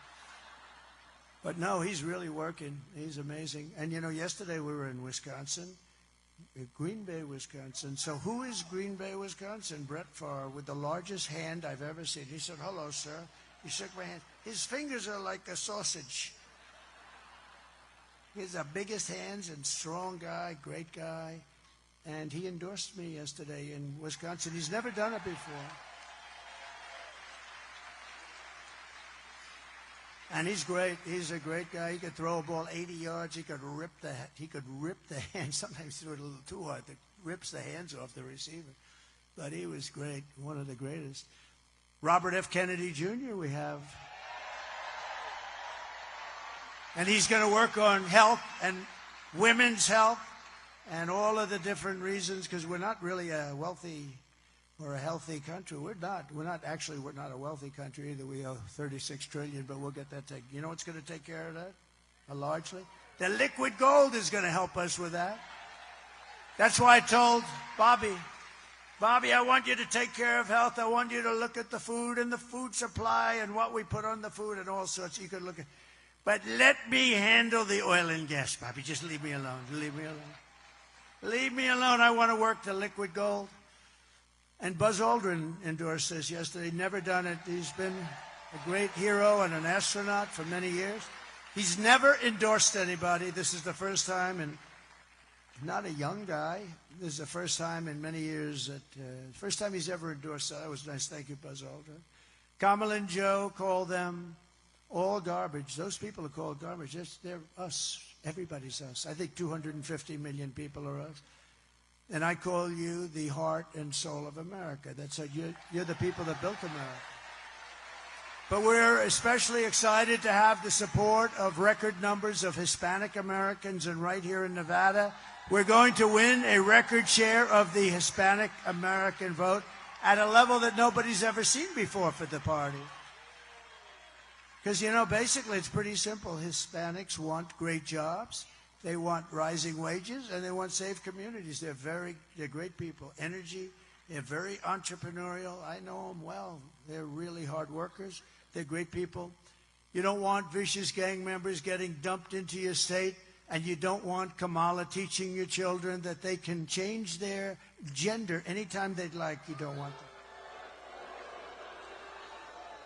She came out with gender stuff. You don't want to know about it. And I don't know what's going on with Catholics, but many Hispanics are also Catholics. And Kamala is persecuting Catholics. What the hell did Catholics do? They are being persecuted. Look, she's raising her hand. They're being persecuted. And by the way, evangelicals, Christians are, you're next. You'll be next if they win. She even suggested that being Catholic disqualifies you from being a federal judge or running for office. You believe that one? How old is that theory? That goes back a long way to Kennedy. I mean, to John Kennedy. I will defend your jobs. I will protect your children, and I will defend religion. Kamala Harris is a low IQ individual who's running a campaign of hate and anger and retribution. She's now talking about what she's going to do on the border. But why didn't she do it before? 4 years. Or she's going to do something about inflation. I'm going to do something about... She has no idea what the hell she's talking about, inflation. She doesn't even know what the word means. But I say, but why didn't you do it before? I asked this question in the debate. Why didn't she do this stuff? I'm going to do this and that. She forgets she's been there for almost 4 years. Or what she's going to do to help the economy. And I say, why didn't you do it before? Why didn't you do that before? You had 4 years almost. She and Crooked Joe head up the worst administration in the history of our country. They've made Jimmy Carter the happiest man around. It's true. And in all fairness, look, he didn't allow 21 million people to pour into our country from all parts of the world, knowing nothing about them, and they turn out to be massive numbers of criminals and terrorists at levels we've never seen before. 2 nights ago, Kamala made a speech with a paid-for audience. You know she can't get crowds. They send buses. You got to send different. You can't have all the same bus line taking everybody.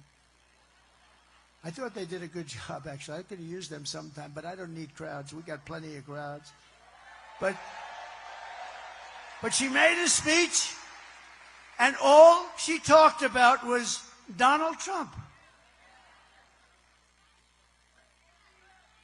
About Donald Trump. Donald Trump. Donald Trump. Donald Trump. Donald Trump. Donald Trump. Donald Trump. Trump, Donald Trump, Donald Trump, Donald Trump, Donald Trump, Donald Trump, Donald Trump, Donald Trump, Donald Trump, Donald Trump, Donald Trump, Trump.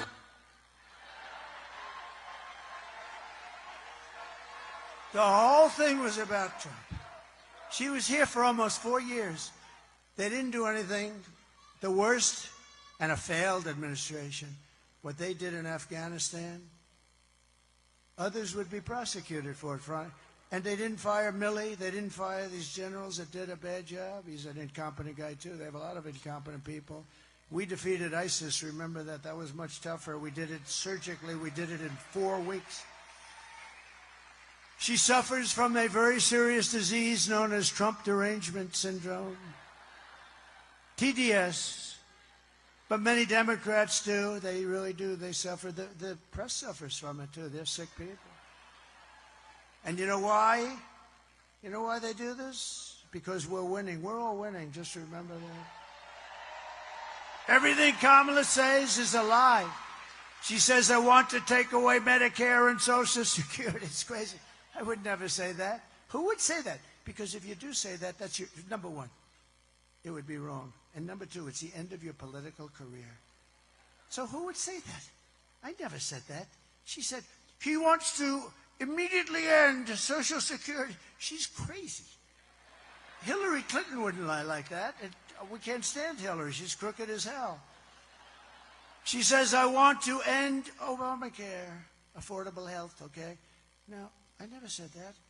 You gotta, I fixed it. I made it good, but it still stinks, okay? If we got something better, I would do it. If it was less expensive, it's too expensive and it's not a very good form of health care. But if we got something better, I'd do it. But I never said I'm going to end it. She said he wants to immediately end it. She talks about Project 2025 all the time. I have nothing to do with it. I've said it every way possible. I even said to a very good lawyer, am I allowed to sue them for continuously? We put it in writing. We said to... And the lawyer said, well, sir, you're running a campaign. You got a lot of liars in campaigns. You probably can't. But she says that, I want to ban IVF. It's fertilization. That's a lie. You better believe it, because you've heard it. No, I'm like the father of IVF. When I heard about it, they had a bad ruling in Alabama. A judge ruled that all clinics have to be immediately closed. And I was called by Katie Britt, great senator from Alabama. And she said, you have no idea. So many women, they're going crazy. And I said, explain it. Just explain it. And after about 5 minutes, I said, well, we can't do that. That's great. That's helping us to have beautiful, healthy babies. That's okay. And I actually said, I wrote something out, and it was quite good, I must say, and it was totally supportive. And Alabama legislature, the following day, passed exactly what I wrote.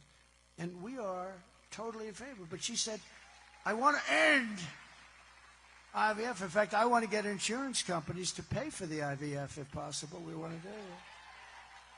And I'm going to protect Medicare and Social Security and your health care from Kamala's open border catastrophe.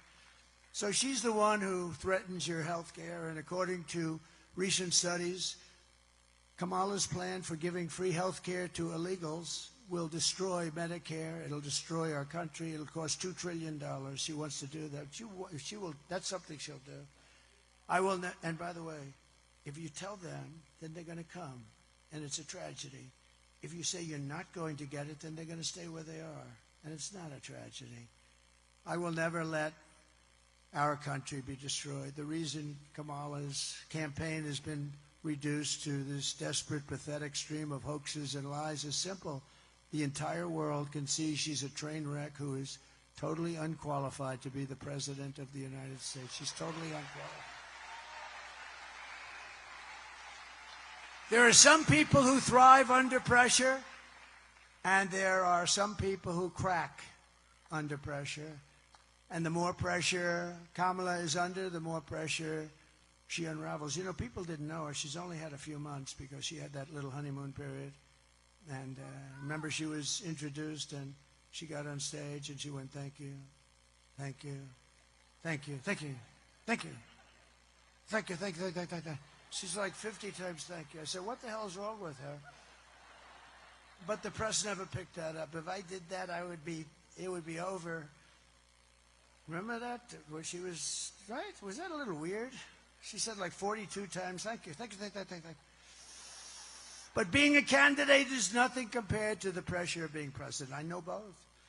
If she can't handle the press conference or the television interviews, which she can't, she should do Joe Rogan. I mean, it's a really good interview. Then she can't handle the presidency. She'll get overwhelmed, melt down, and millions of people will die. This is not a charity event. This is an election for the biggest and most important job in history. There's no participation trophy for incompetent candidates. Do you want to lose your life savings because we put a weak and foolish person in the White House? That's going to happen. If that happens, it's going to happen. Do you want to lose your job or maybe your house or pension because Kamala has the economic understanding of a child? She's a child. Do you ever hear her talk about the economic situation? Oh, me. It's crazy. She shouldn't be here. The presidency is a job held by Teddy Roosevelt, Abraham Lincoln, George Washington, Dwight Eisenhower, Ronald Reagan. And people of strength and high intelligence. Would you trust Kamala to talk to Russia or China about nuclear war? But I can. We had no wars. And China paid us hundreds of billions of dollars. And Kamala, think of this, hundreds of billions of dollars. China and Russia, I ended their pipeline. They had Nord Stream 2. Nobody ever heard of it until I said, wait a minute, they're building a pipeline in Europe that's going to Germany with offshoots all over the place. They're going to build a pipeline. I terminated that pipeline. And then they said, he's been nice on Russia. Think about that, Matt. I've been nice on Russia. I terminated the biggest job they've ever even conceived of. And then they say, oh, but I do get along with Putin, and you know, that's a good thing. And I get along with President Xi, and I get along with Kim Jong-un. But they respect us. They respect us a lot. Now they laugh at us. They think we're a joke. Would you trust her to steer us out of an economic crisis? Nothing is more dangerous than to give immense power to a person with a very low IQ. You wouldn't put Kamala in charge of literally a kindergarten class. You wouldn't. So at the end of the day, you need to ask yourself, can you afford to put someone that's grossly incompetent in charge of the future of our country? I don't think so. On top of all that, Kamala says she would do nothing differently. She was asked that question. Please look. Would you have done something differently than President Biden during the past 4 years? There is not a thing that comes to mind. I stood there on the tarmac watching you check your watch. The chaotic and deadly U.S. evacuation from Afghanistan stunned Americans and the world and cost the lives of 13 U.S. soldiers. Would you have done something differently? There is not a thing that comes to mind. More than 13,000 illegal immigrants convicted of murder have been caught at the border and then released into the United States. An Afghan national is in custody today after being accused of plotting an election day terrorist attack. The suspect entered the U.S. on a special immigrant visa. Gut-wrenching new details in the murder of Georgia nursing student Laken Riley. The illegal immigrant suspect, who cops say committed the heinous murder, is a Venezuelan national who crossed the unsecured southern border back in 2022. 2 men investigators say are in the country illegally from Venezuela are charged with capital murder in the death of Jocelyn Nungaray. A fifth illegal immigrant accused of attacking 2 New York City police officers over the weekend showed no remorse or regret. Would you have done something differently? There is not a thing that comes to mind. Only 18% say the economy is in excellent or good condition. US inflation has hit a new 40-year high, increasing by 9.1% over the financial year. Authorities saying Train Day Aragua, which has been linked with more than 100 criminal investigations here in the U.S., has now been found operating its criminal enterprise in apartment complexes. Were you the last person in the room? Yes.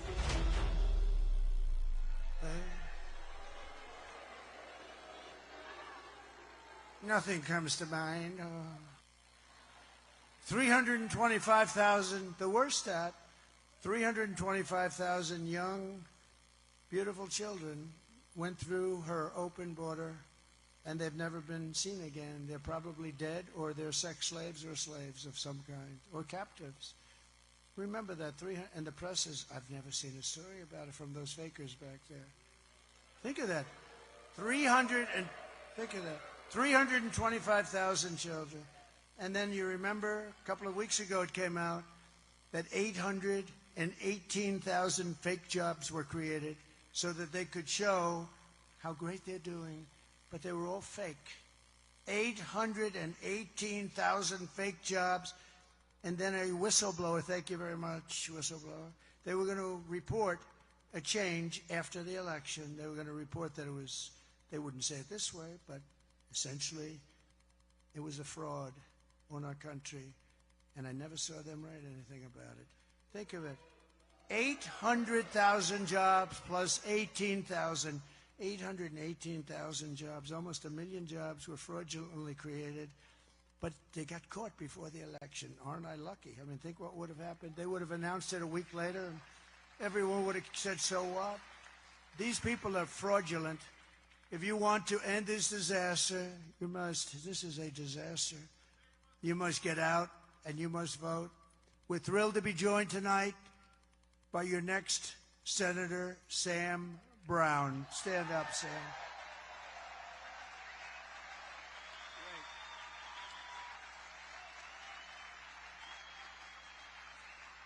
He is doing some job. And thank you very much, Senator Barrasso, for being here. It's a great honor to have you. It's a great honor. Great honor. He's a fantastic man, by the way. Senator Mark Wayne Mullen. Don't fight this guy either. He's a rough. Where is he? Where's Mark Wayne? What the hell happened to him? He's probably out fighting somebody. He's a hell of a fight. Thank you. Thank you, Mark Wayne. Thank you. Lieutenant Governor Stavros Anthony. Thank you. Thank you, Stavros. Looking good. Thank you very much. And he's working very hard on getting out the vote, and what, maybe even more importantly, the honesty of the vote. We have everything we need now. We just need a little honesty. You and the governor are doing great. Thank you very much. Congressman from Florida is a great guy. He's really great. Matt Gaetz and his wife, his beautiful wife, Ginger. Ginger, stand up. Matt and Ginger. This is a good-looking couple. This is a seriously good-looking couple, but they're a great couple. Your congressional candidate who's really looking good, Drew Johnson. Thank you, Drew.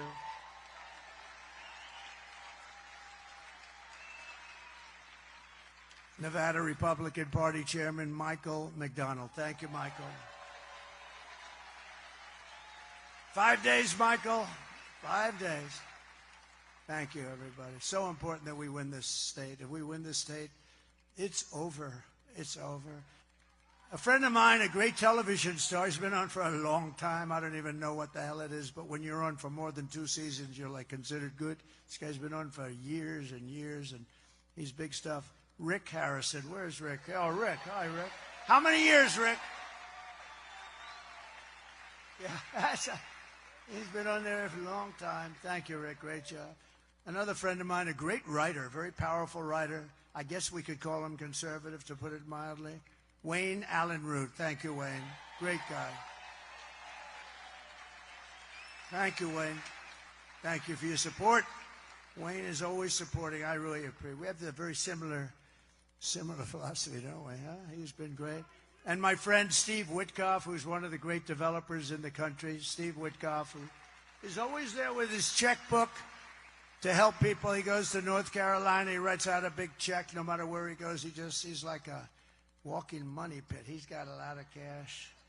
But he's a very generous guy. And he's a great, talented business person. He's great, great man. But here are the facts. Kamala is a radical left Marxist, rated even worse than crazy Bernie Sanders or Pocahontas herself. She destroyed our economy. She destroyed San Francisco. She was an original creator of defund the police movement. And anybody who wants to defund the police for even 1 week is not worthy of being president of the United States. See, we've learned about her. We didn't know anything about Harris. We didn't know anything about her. We've learned about her. She had that little honeymoon period. I really figured that these guys were right. Wayne, you were right about honeymoon. You said it was going to last 6 weeks, and you were right. Probably, I think, to the day. I'm very impressed with you, Wayne. Kamala vowed to abolish ICE. She pledged to confiscate your guns and endorsed a total ban on handgun ownership. Would anybody like to give up their gun tonight, please? She even called for free sex changes for illegal aliens in detention, all at taxpayer expense. Now think of it. This is where she is. This is her whole life until about a year ago when she realized this was not playing very well to the country.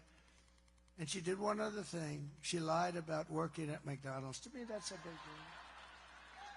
deal. In conclusion, your vote this November, we're going to fire Kamala, and we're going to save America. Going to save America. We will cut your taxes, end inflation, slash your prices, raise your wages, and bring thousands of factories back to America and back to Nevada.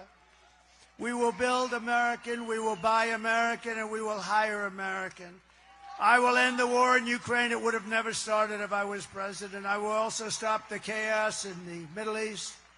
October 7th would have never happened. You would have had all those people who would be living happily today. And I will prevent World War III from happening. I will crush violent crime and give our police the support, protection, resources, and respect that they so dearly deserve.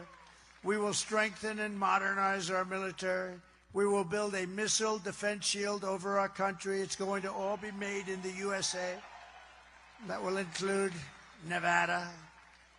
We will rebuild our cities, including our capital in Washington, D.C., making them safe, clean, and beautiful again.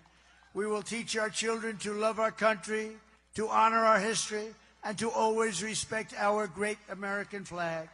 We will get critical race theory and transgender insanity the hell out of our school and quickly. We will keep men out of women's sports, if that's okay. And I will defend religious liberty. I will restore free speech, and I will defend the right to keep and bear arms.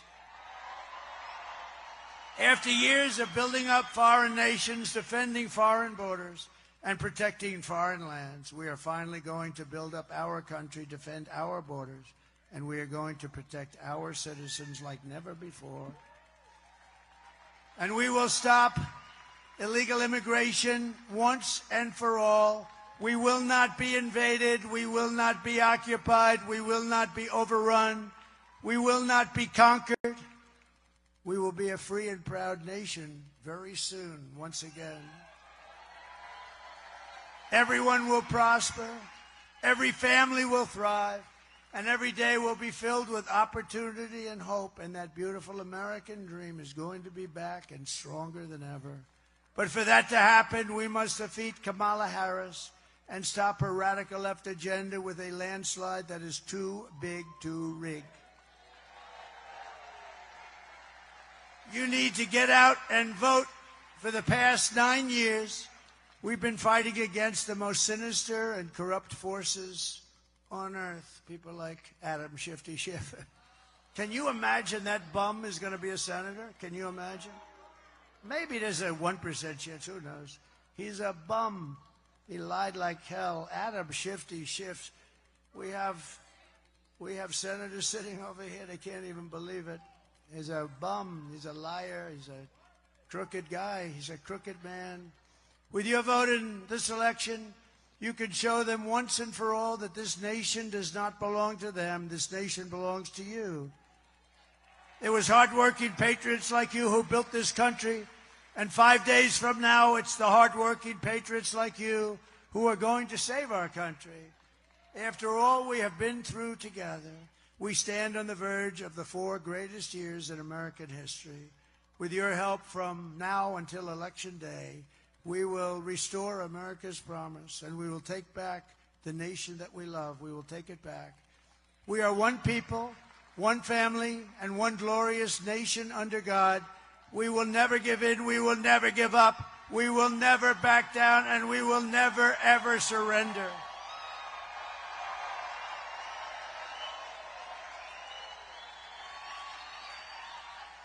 Together we will fight, fight, fight, and win, win, win.